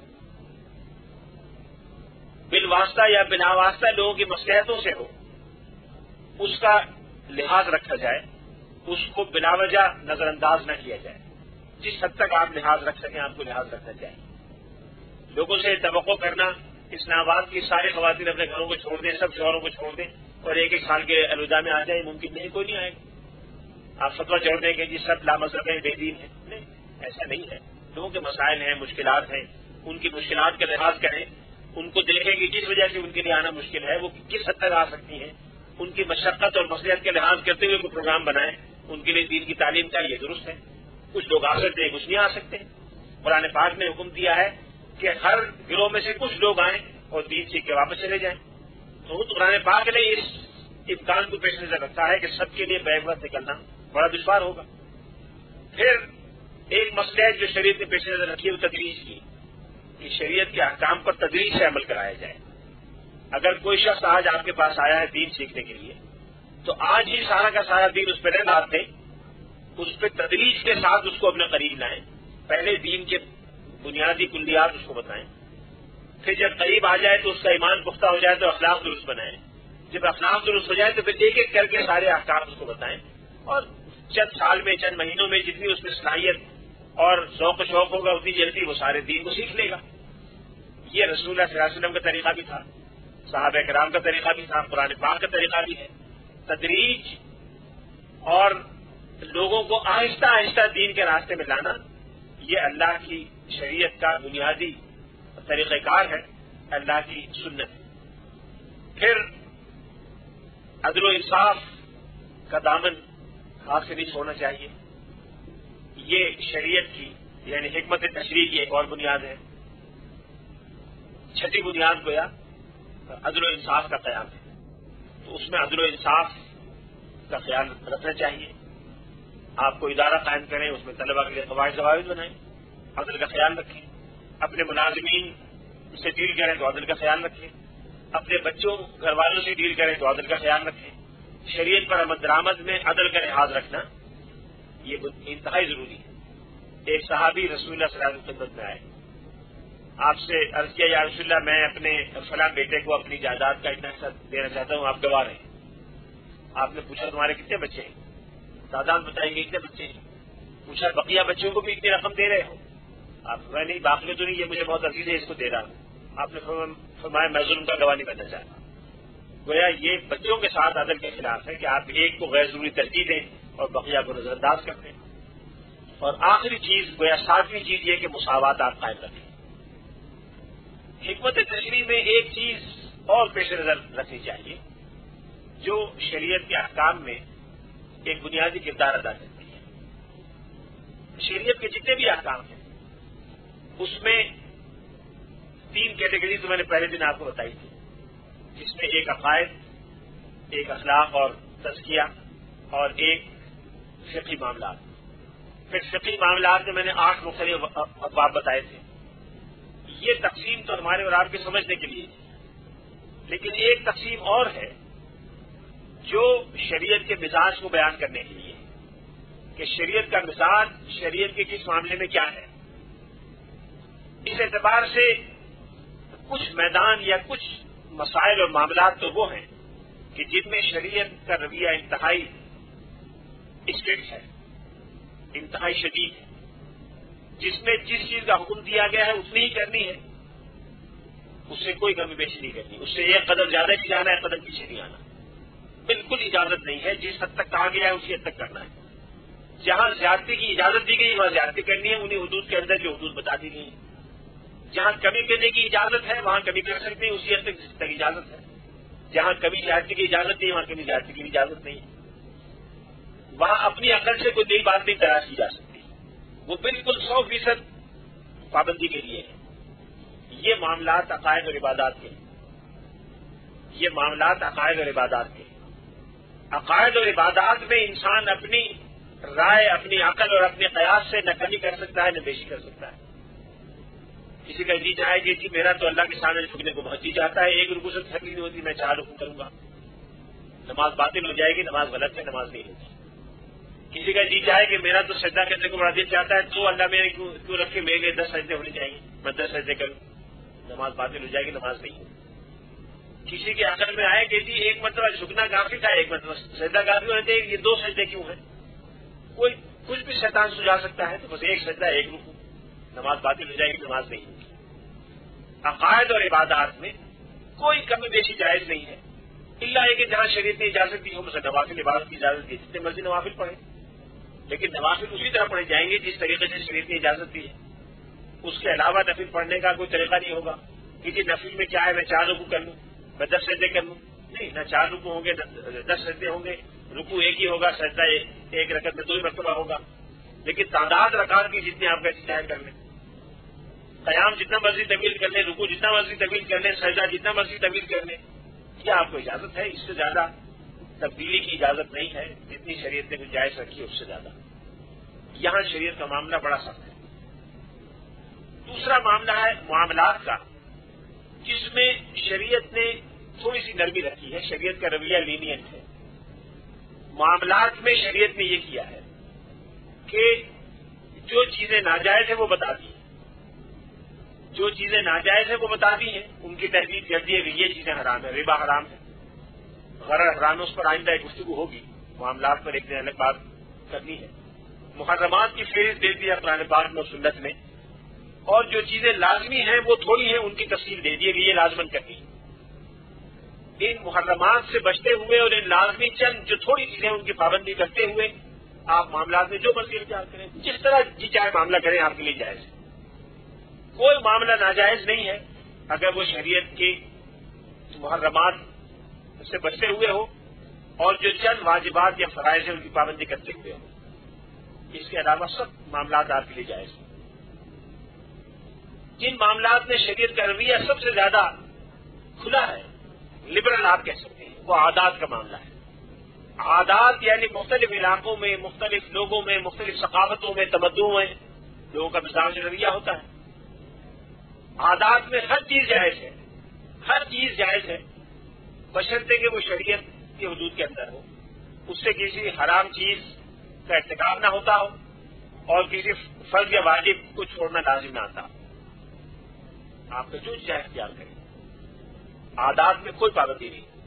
لباس ہر قوم کا مختلف ہوگا، کھانے پینے کا طریقہ مختلف ہوگا، کوئی چاول کھاتی ہوگی، کوئی قوم کوئی گندم کھاتی ہوگی، کوئی چاول گندم کے علاوہ کوئی چیز کھاتی ہوگی۔ میں نے ایک قوم دیکھی آج سے کوئی 15-16 سال پہلے، میں فجی میرا جانے کا اتفاق ہوا۔ فجی انتہائی مشرق میں انٹرنیشنل ڈیڈ لائن پر ایک ملک ہے، بہت سارے جزیرے ہیں، وہاں بعض جزیروں میں ایک قوم بستی ہے جو بالکل پریمیٹو انداز کے ہیں، گرہنا رہتے ہیں، عورتیں بھی اور مرد بھی، صرف معمولی جانگیاں باندھے رہتی ہیں، اس کے علاوہ کوئی لباس ان کی جسم میں نہیں ہوتا، نہ ان کا گھر ہے، نہ کاروبار ہے، نہ تعلیم ہے، نہ کچھ ہے، جنگل میں رہتے ہیں، درختوں پر جھوپڑیاں سی بنائی ہوئی ہیں، درخت کاٹ کے بنا لیتے ہیں۔ ان کی خوراک کیا ہے؟ خوراک یہ ہے کہ وہ باہر نکلتے ہیں اور کیکڑے بہت آتے ہیں سمندر سے، تو وہ ڈنڈے سے کیکڑا کی پیٹ توڑتے ہیں اور کیکڑے کا جو اندر کا مغز ہے یا جو گوشت ہے وہ کچا کھا لیتے ہیں۔ ہر شخص بچہ نکلتا ہے باہر، کیکڑے کی تلاش میں رہتا ہے، یہ منظر میں نہ خود دیکھا، ڈنڈا لیے کھڑے ہوتے ہیں، کیکڑا نکلا، انہوں نے اس کی کمر توڑی اور وہ کھا لیا۔ اگر کیکڑا نہ ملا تو ایک جنگلی پھل ہوتا ہے جو کچھ ہمارے کیلے اور شکرقندی کی طرح ملتا جلتا ہوتا ہے، وہ توڑ کے کھا لیتے ہیں۔ اس کا مزہ عجیب سا ہوتا ہے، لیکن لوگوں نے بتایا کہ بڑی پراپرٹیز اس میں ہوتی ہیں، بہت مقوی ہوتا ہے، لیکن کوئی عجیب چیز ہوتی ہے تو کھا کے دیکھا، پسند نہیں آیا، لیکن وہ یہ 2 چیزیں ان کی خوراک ہیں۔ ان میں سے ہزاروں آدمیوں نے کبھی زندگی میں گندم نہیں کھایا، کبھی چاول نہیں کھایا، کبھی کچھ نہیں کھایا، یہ 2 چیزیں کھاتے ہیں اور رہتے ہیں اسی طرح۔ لوگوں نے بتایا کہ ہم نے چاہا کہ تعلیم پائیں، انہوں نے پوچھا تعلیم دے کے کیا کرو گے؟ انہوں نے کہا ہم تمہیں ملازمت دیں گے۔ ملازمت سے کیا ہوگا کہ تمہیں پیسے ملیں گے، پیسوں کا ہم کیا کریں گے؟ اچھا کھانا کھاؤ گے تو ہم اب بھی کھا رہے ہیں۔ تو اس لیے وہ یہ عجیب بات ہے۔ اب اگر کوئی اسلام لے آئے تو آپ انہیں کہیں کہ نہیں تم کیکڑا مت کھاؤ، امام مالک نے بھی جائز ہے، تو اس سے میں کم از کم اعتراض نہیں کروں گا فوری طور پر، وہ پھل بالکل جائز ہے۔ اب اگر وہ اسی طرح جنگل میں رہتے رہیں، میں ان سے کہوں گا خواتین سے کہ آپ اپنا لباس زیادہ مکمل کر لیجیے، اس کے علاوہ میں انہیں کوئی اور کام کرنے کو نہیں کہوں گا، اس لیے کہ عادات کا معاملہ ہے، شریعت نے آزاد رکھا ہے، ایک مقامی رواج ہے، اگر وہ آج سارے قوم اسلام قبول کر لے اور اسی طرح رہنا چاہے تو شرعن کوئی چیز مانے نہیں ہے، الا یہ کہ لباس میں تھوڑی سی مزید توسیع کر کے اپنے جسم کے کچھ حصوں کو اور ڈھانپ لیں، باقی جنگل میں درخت پہ رہنا چاہیں درخت پہ رہیں، وہ کیلے کی طرح کا پھل کھانا چاہیں وہ کھائیں، شہر میں بسنا چاہیں پکے مکان میں رہیں نہ رہیں، یہ ان کا فیصلہ ہے۔ اگر وہ ڈنڈا مار کے کیکڑا کھا لیتے تو میں کہوں گا امام مالک کے نزدیک کیکڑا بھی جائز ہے، سمندر کی غذا جائز ہے، اس لیے شرعن کوئی حرام کام نہیں ہے۔ وہ پوری زندگی اس طرح گزارتے رہیں، روزہ رکھیں، نماز پڑھتے رہیں، زکات تو ظاہر نہیں دیں گے، ان کا کچھ نہیں ہے، حج بھی فرض نہیں ہوگا، اس لیے کچھ بھی نہیں ہے، تو میرے خیال میں ان کے ایک اچھا مسلمان ہونے میں کوئی رکاوٹ نہیں ہے۔ یہ مثال ہے عادات کی کہ شریعت نے عادات کے معاملے میں لوگوں کو آزاد چھوڑا ہے۔ یہ بات میں نے تفصیل سے اس لیے بیان کی کہ ہم میں سے بہت سوں کا یہ انداز ہے، سب کا، ہمارے پاکستان ہندوستان کے مسلمانوں کا بھی اور ہر علاقے کے مسلمانوں کا، کہ انہوں نے اپنے علاقے میں جو کچھ دیکھا ہوتا ہے وہ سب کو دین سمجھتے ہیں، اور اس کو دین سمجھنے کے بعد زبردستی کہتے ہیں ہمارے طریقے پر عمل کرو۔ اگر کوئی ہمارے برصغیر کے لوگوں کے ہاتھوں اسلام قبول کرے، اسے زبردستی شلوار پہنائیں گے، قمیض پہنائیں گے، صدری پہنائیں گے، قراقلی اڑوائیں گے، حالانکہ نہ قراقلی کا اسلام میں کوئی حکم ہے، نہ صدری کا، نہ شلوار کا، نہ اس طرح کے کپڑوں کا۔ جو پہنتا ہے پہنے دیجیے، آپ کو اس کے کپڑوں پر اگر کوئی حجاب کے اعتبار سے اعتراض ہے، یا کوئی مرد ریشم پہنتے ہیں وہ اعتراض ہے، یا عورتیں مردانہ کپڑے پہنتی ہیں مرد زنانے پہنتے ہیں وہ ٹھیک ہے، اس کو درست کر دیں۔ اس کے علاوہ اگر کوئی چیز ہے تو کسی خاص علاقے کے کلچر کا پابند بنانا یہ شریعت کا حکم نہیں ہے، نہ رسول اللہ صلی اللہ علیہ وسلم نے ایسا کیا، نہ صحابہ کرام نے کیا۔ کبھی ایسی مثال نہیں ملتی کہ کوئی شخص اسلام قبول کرنے آیا ہو پہلے اس کا لباس بدلوایا ہو۔ ابو جہل ابو لہب جو لباس پہنتے تھے وہ بقیہ صحابہ بھی پہنتے تھے، صحابہ مسلمان ہو جاتے تھے، کبھی نہیں ہوا کہ تم اپنا لباس بدل دو۔ ہاں اگر اس کے لباس میں غلطی تھی تو آپ نے اس کی وضاحت فرما دی کہ یہ بات غلط ہے، اتنا حصہ درست کر دو، باقی ٹھیک ہے۔ یہ مختصر گزارش تھی شریعت کی حکمت تشریع اور مقاصد شریعت کے بارے میں۔ اختصار کے ساتھ اجتہاد کے بارے میں ایک دو باتیں کرتا ہوں، وقت تھوڑا ہے۔ شریعت کے بنیادی احکام تو قرآن و سنت سے معلوم ہوتے ہیں، اور شریعت کے اصل دو ماخذ یہی ہیں، صرف قرآن مجید اور سنت، اصل ماخذ یہ دو ہیں۔ دو ثانوی ماخذ اور ہیں جو براہ راست قرآن و سنت سے ماخوذ ہیں، وہ ہیں اجماع اور اجتہاد۔ اجتہاد تو خود حدیث سے ثابت ہے، بالواسطہ قرآن پاک سے بھی اس کی تائید ہوتی ہے، اس لیے اجتہاد کو ایک مستقل بذات ماخذ فقہ یا ماخذ شریعت مانا گیا، فقہاء اسلام نے اس کو تسلیم کیا، حدیث سے اس کا اثبات ہوتا ہے۔ اجتہاد کی بہت سی شکلیں ہیں، جن میں سے ایک اہم اور بنیادی شکل قیاس کی ہے۔ اس کے بعد فقہاء چوتھا ماخذ قیاس کو قرار دیتے ہیں، بعض اجتہاد کو، ان دونوں میں فرق کوئی نہیں ہے۔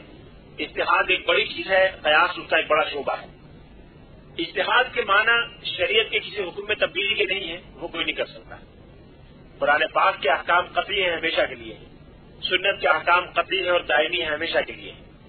جہاں اگر گنجائش ہے تبدیلی کی، اس کا ذکر بھی قرآن پاک میں ہے، جہاں تبدیلی کی گنجائش ہے اس کا ذکر بھی حدیث میں ہے۔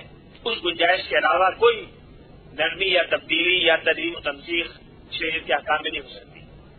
لہذا اجتہاد کے یہ معنی تو بالکل نہیں ہے کہ جہاں کسی عمل میں مشکل پیش آئے اجتہاد سے اس کو تبدیل کر دو۔ اجتہاد کے معنی یہ ہے کہ کسی ایسی صورتحال میں جس کے بارے میں کوئی براہ راست حکم قرآن مجید اور سنت میں موجود نہ ہو، قرآن و سنت کے احکام پر غور کر کے اس کا حکم معلوم کیا جائے، یہ اجتہاد ہے۔ گویا اجتہاد ایک عمومی اصول ہے، اس کی کئی ذیلی قسمیں ہیں جن میں سے قیاس بھی ہے۔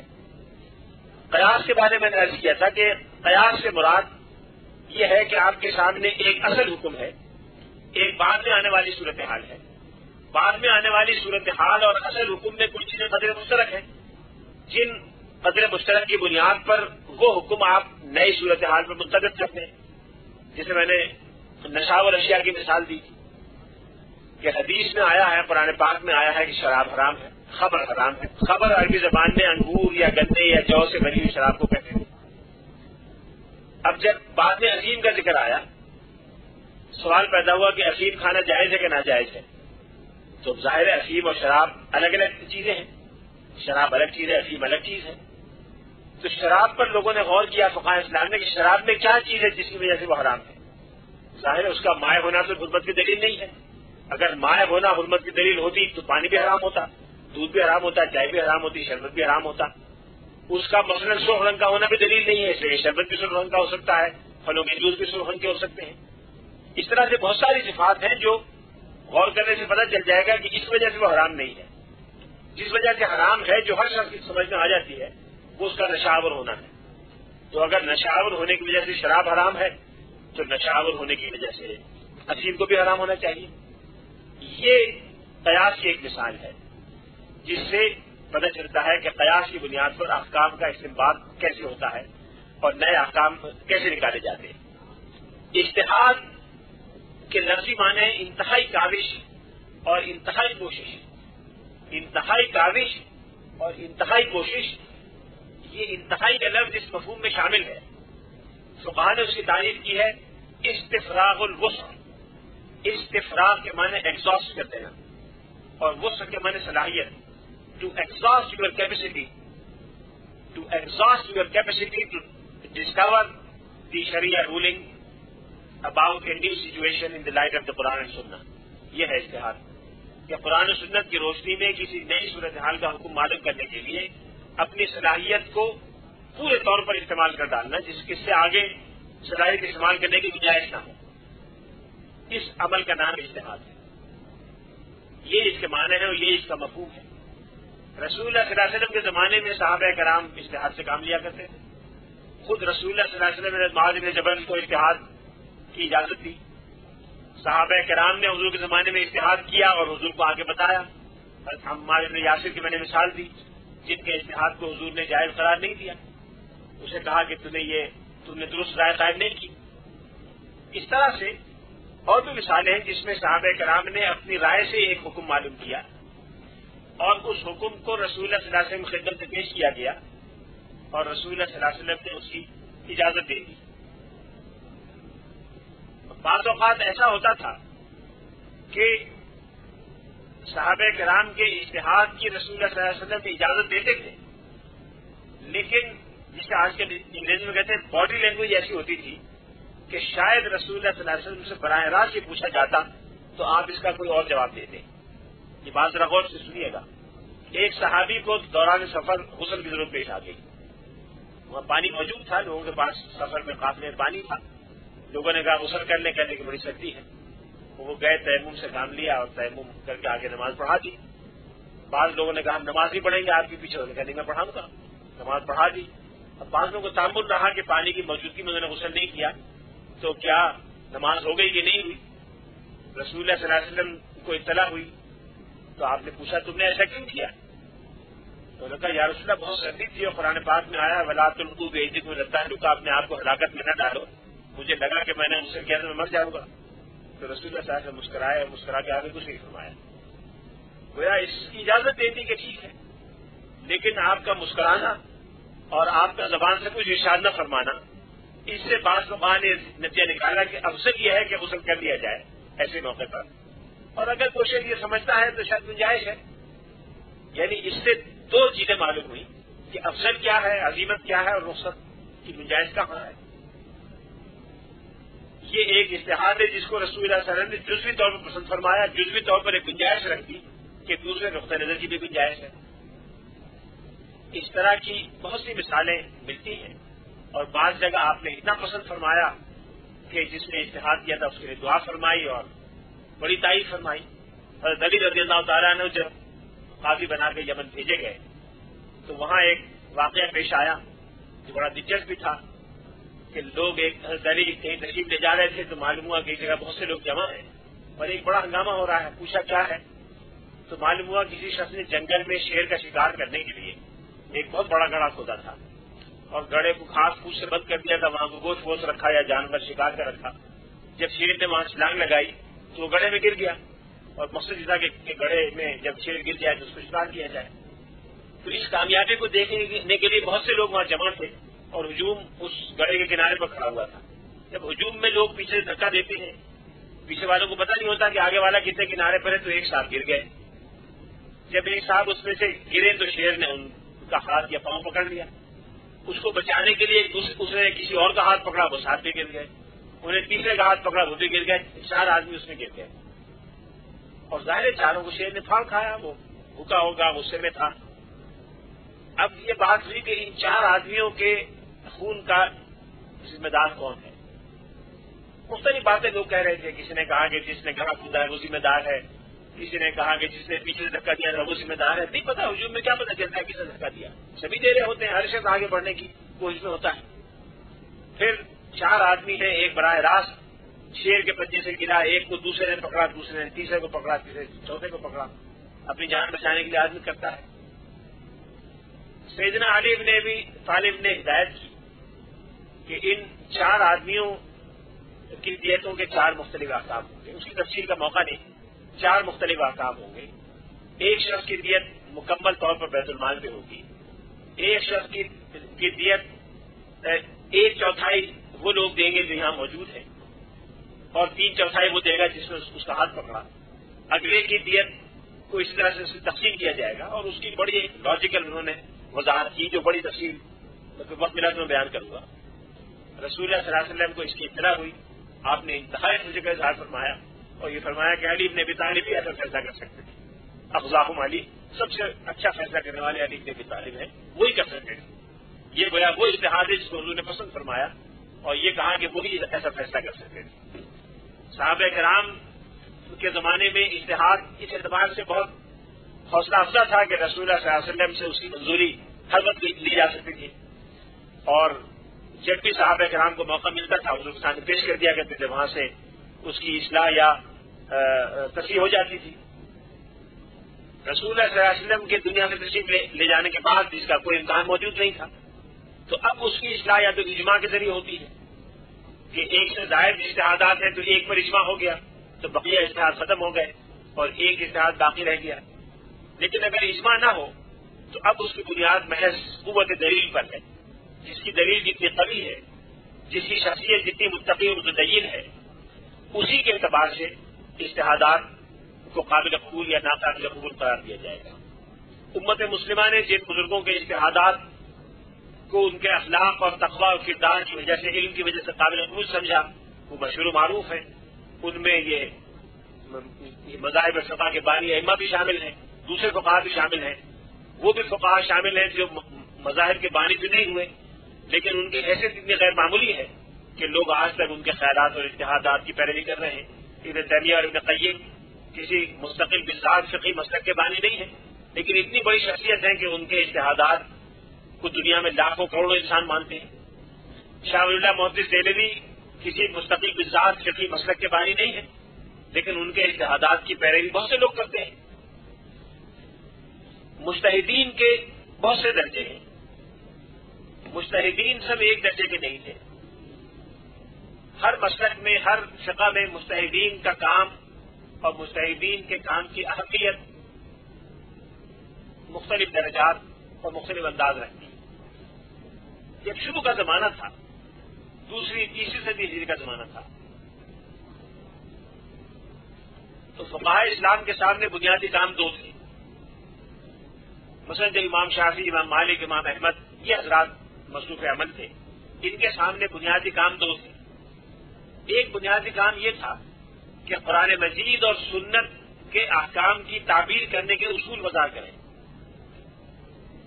اور یہ بتائیں کہ قرآن و سنت سے احکام کیسے نکالے جائیں گے، قرآن مجید اور سنت کے کسی حکم میں تعارض معلوم ہو تو اسے کیسے دور کیا جائے، قرآن پاک کی 2 آیات میں تعارض معلوم ہو تو اسے کیسے دور کیا جائے۔ یہ جو بنیادی سوالات تھے جن کو آپ بیسک اسٹرکچرل کوشچن کہہ سکتے ہیں، ان سوالات کا جواب دینا ان کی بنیادی ذمہ داری تھی۔ دوسرا کام ان کے ذمہ یہ تھا کہ امت مسلمہ کو جو فوری مسائل درپیش ہیں، جو بڑھتی ہوئی اسلامی ریاست اور پھیلتے ہوئے مسلم معاشرے کو روزمرہ پیش آ رہے ہیں، ان کا جواب دے دیا جائے کہ امت مسلمہ اطمینان کے ساتھ شریعت پر عمل کر سکے۔ یہ 2 قسم کی ضروریات تھی جن کی تکمیل کا یہ حضرات سامان کر رہے تھے۔ ان حضرات میں سے کس نے کتنا کام کیا اللہ بہتر جانتا ہے۔ ان میں سے بعض کے کام کا ریکارڈ ہمارے پاس موجود ہے، بعض کے کام کا ریکارڈ موجود نہیں ہے۔ قاضی ابن ابی شبرمہ بہت بڑے فقیہ تھے، بڑے فقیہ مسلک کے بانی تھے، لیکن ان کا کام آج ہمارے پاس نہیں ہے. انہوں نے خود کوئی کتاب تصنیف نہیں فرمائی، تصنیف فرمائی تو ہم تک نہیں پہنچی. اس لیے ہم کچھ نہیں کہہ سکتے کہ ان کے کام کی نوعیت کیا تھی. امام مالک، امام ابو حنیفہ، امام شافعی، ان کے تلامذہ کتابیں ہم تک آئی، ہمیں معلوم ہے کہ ان کا کام کس نوعیت کا تھا. اس لیے یہ بنیادی کام جو اسٹرکچرل انداز کا تھا یہ ہو گیا اور یہ آج ہمارے پاس موجود ہے. یہ تو ایک سطح کی اجتہاد کی جو دوسری تیسری صدی عیسوی میں مکمل ہو گئی. اب اس سطح پہ کام کرنے کی ضرورت نہیں رہی، اس لیے کہ اگر کوئی شخص آج اس سطح پہ کام کرے گا تو یا تو اسی درجے پہنچے گا جس پر وہ حضرات پہنچے. مثلاً ایک سوال یہ پیدا ہوا کہ خبر واحد واجب التعمیل ہے کہ نہیں. کچھ لوگوں نے کہا کہ خبر واحد واجب التعمیل نہیں ہے، خبر واحد پر عمل درآمد نہیں ہوگا. وہ حدیث جو ایک صحابی نے ایک تابعی سے بیان کی ہو اور ایک تابعی نے ایک تبع تابعی سے بیان کی ہو، جو پہلے 3 سطحوں پر ایک ایک آدمی کے ذریعے آئی ہو، وہ خبر واحد کہلاتی ہے. امام شافعی نے مکمل دلائل کے ساتھ جو 70 دلائل دیے ہیں کتاب الرسالہ میں، جنہوں نے ثابت کیا کہ خبر واحد واجب التعمیل ہے. امام ابو حنیفہ نے کہا کہ خبر واحد واجب التعمیل ہے. امام مالک نے کہا کہ خبر واحد واجب التعمیل ہے. اب خبر واحد کا واجب التعمیل ہونا طے ہو گیا. اب اگر کوئی شخص اس مسئلے پہ اتحاد کرے گا تو کیا کہے گا؟ یہی کہے گا خبر واحد واجب التعمیل ہے، یا یہ کہے گا کہ واجب التعمیل نہیں ہے. واجب التعمیل نہیں ہے تو پھر سوال ہوگا کہ بالکل نہیں ہے یا بعض حالات میں ہے اور بعض میں نہیں ہے. یہ کسی نے نہیں کہا کہ بالکل واجب التعمیل نہیں ہے. نعوذ باللہ، یہ کون مسلمان کہہ سکتا ہے کہ رسول اللہ صلی اللہ علیہ وسلم کا ارشاد واجب التعمیل نہیں ہے؟ واجب التعمیل بعض حالات میں نہیں ہے، بعض میں ہے. جن حالات میں نہیں ہے ان کی نشاندہی بعض فقہا نے کی اور جن حالات میں ہے ان کی نشاندہی کر دی. اب اگر کوئی آج اس مسئلے پر اجتہاد کرے گا تو ان 3 میں سے کوئی ایک نقطہ نظر اختیار کرے گا. یہ تینوں نقطہ نظر اختیار کیے جا چکے. مثلا ایک سوال یہ پیدا ہوا کہ قرآن پاک میں جو صیغہ امر کے احکام آئے ہیں، جہاں یہ آیا ہے کہ یہ کام تمہیں کرنا ہے، یہ کرو، وہ کیا وجوب کے لیے ہے، کیا جائز ثابت کرنے کے لیے ہے، کیا اس کو مندوب اور مستحب ثابت کرنے کے لیے ہے؟ یہ 3 شکلیں ممکن ہیں جہاں احکام کا ذکر ہے.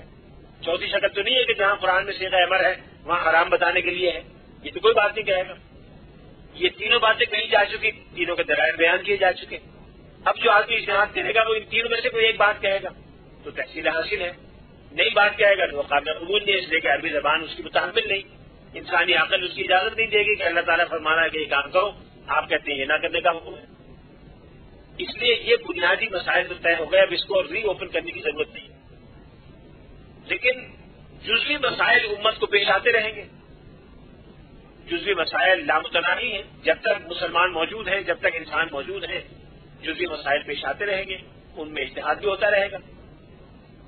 اجتہاد کی 2 سطحیں تو اتنی بدیہی ہیں جو ہر ایک کو نظر آ سکتی ہیں. جہاں تک اجتہاد کی پہلی سطح کا تعلق ہے اسے اجتہاد مطلق کہتے ہیں اور اس کے اجتہاد کرنے والے کو مجتہد مطلق کہتے ہیں. مجتہد مطلق کا کام تقریباً ختم ہو گیا، اس لیے جب فقہا نے یہ لکھا کہ اجتہاد کا دروازہ بند ہو گیا تو ان کی مراد تھی مجتہد مطلق کے کام کا دروازہ بند ہو گیا، اس کی ضرورت نہیں رہی. اس کے بعد دوسرا درجہ ہے اجتہاد منتصب کا. اجتہاد منتصب جس کے عمل کرنے والے کو مجتہد منتصب کہتے ہیں، یعنی وہ اجتہاد جو کسی بڑے فقیہ کے اصول کو سامنے رکھتے ہوئے تفصیلات وضع کرنے کے لیے کیا جائے، جیسا امام محمد اور امام ابو یوسف نے امام ابو حنیفہ کے اصول کے مطابق کیا، امام مزنی اور ربیع بن سلیمان نے امام شافعی کے اصول کے مطابق کیا، اسد بن فرات اور یحییٰ بن یحییٰ نے امام مالک کے اصول کے مطابق کیا. یعنی بنیادی تصورات اور اصولوں میں وہ اپنے امام کے نقطۂ نظر کے پیرو ہیں، لیکن اس کے اندر جو تفصیلات فراہم کرنے کا کام ہے وہ انہوں نے کیا.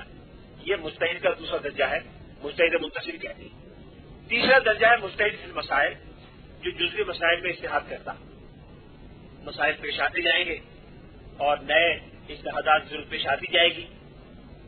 یہ 3 درجے تو ہیں جو تمام فقہا تسلیم کرتے ہیں.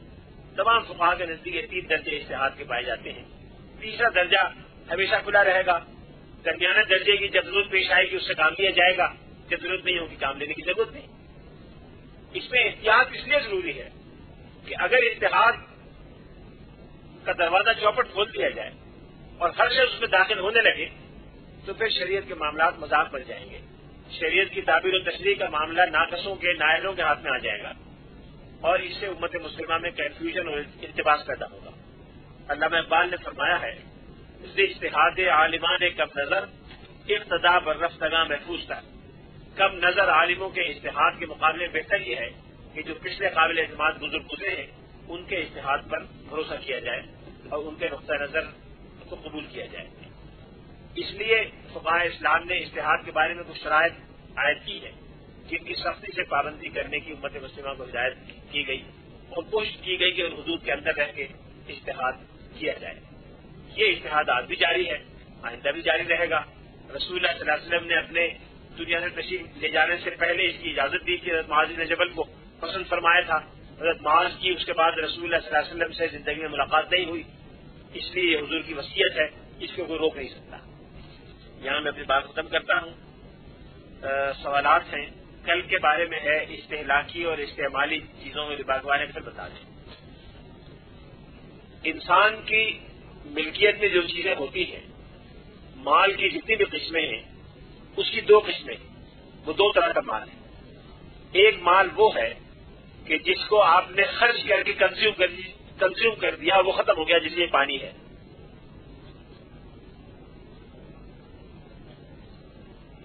میں نے آپ کے سامنے نپٹ لیا، یہ ختم ہو گیا۔ اب اگر آپ مجھ سے یہ پانی مانگے، میں نے اٹھا لیا ہو تو میں آپ کو یہ پانی واپس نہیں کر سکتا۔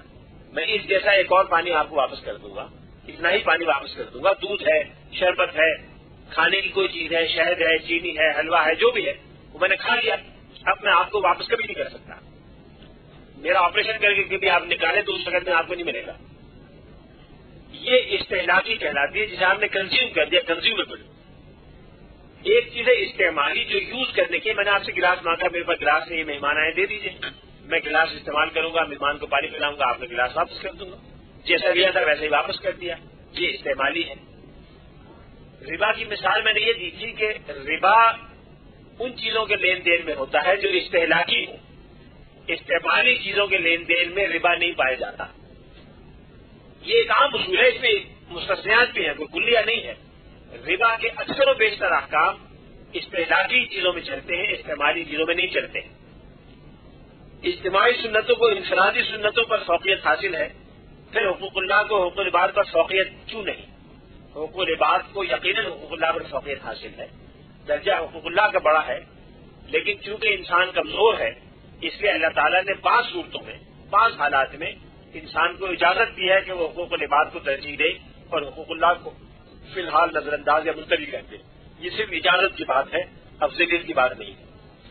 گزشتہ لیکچر میں امام ابو حنیفہ کے طریقۂ تدریس کا آپ نے ذکر فرمایا جو بہت دلچسپ لگا۔ ان کے پڑھانے کا یہ طریقہ کسی کتاب میں درج ہے یا آپ کا استنباط ہے؟ یہ ان کے تمام تذکرہ نبی صلی اللہ علیہ وسلم نے لکھا ہے۔ اس زمانے میں بہت سے لوگوں کا یہ طریقہ تھا۔ آپ اس طریقے کو دیکھنا چاہیں تو امام محمد کی کتابیں دیکھیں، خاص طور پہ امام محمد کی 2 کتابیں ہیں، کتاب الاصل جو کتاب المقصود کہلاتی ہے، اور دوسری ان کی کتاب ہے جو 5-6 جلدوں ہے، کتاب الحجت علی اہل المدینہ، جس میں انہوں نے امام مالک اور امام ابو حنیفہ کے درمیان اختلافات جن معاملات میں اس میں بحث کی۔ اس میں ہوتا ہے، پہلے ہوتا ہے قال ابو حنیفہ، امام ابو حنیفہ نے کہا قلنا، ہم نے یہ کہا، قال انہوں نے کہا قلنا، بیچ میں تک قال قلنا قال قلنا قال قلنا کی بحث چلتی ہے، جس میں سب لکھا ہوا ہے کہ کس نے کیا کہا۔ پھر اخیر میں ایک چیز پہ اتفاق رائے ہو جاتا ہے۔ امام شافعی کی کتاب الام پڑھیں، اس میں تقریباً آدھے سے زیادہ کتاب میں یہ بحثیں ہیں کہ جب میں عراق گیا تو میری ایک فقیہ سے بحث ہوئی، امام محمد کا تذکرہ ہے، انہوں نے یہ کہا، میں نے یہ کہا، انہوں نے یہ کہا، میں نے یہ کہا، انہوں نے یہ کہا، میں نے یہ کہا، بالآخر وہ مان گئے کہ تم صحیح کہتے ہو۔ یہ تو سب کتابوں میں لکھا ہوا ہے، اس میں استنباط کی ضرورت نہیں۔ یہ آپ کوئی پرانی کتاب اٹھا کے مدونہ دیکھ لیں، اس میں بھی ایسے ہی ہے۔ سوال نمبر 2، شراب اور ہیروئن کے علاوہ قیاس کی کوئی اور مثال بتائیں۔ قیاس کی سارے فقہی احکام قیاس کی بنیاد پر ہے، جتنی مثالیں بھی ہوں، لیکن یہ مثال چونکہ بڑی واضح اور آسان ہے، اس سے میں نے دے دی۔ کل روزہ افطار کرنے کے حوالے سے لیل پر بات کرتے ہوئے سورج کی ٹکیا کے غروب ہونے یا اس کے اثرات غائب ہونے بات ہوئی۔ لیل کی وضاحت کے لیے کیا ان چیزوں کو دیکھا جائے گا یا نبی اکرم کی سنت اس معاملے میں کیا تھی وہ دیکھا جائے گا؟ اس معاملے میں واضح روایات منقول ہیں جس میں آپ نے جلد افطار کرنے کا حکم دیا، خود بھی جلدی فرمائی۔ ایسے میں کیا ایک گروہ کی رائے درست دوسرے کی رائے غلط نہ قرار پائے گی؟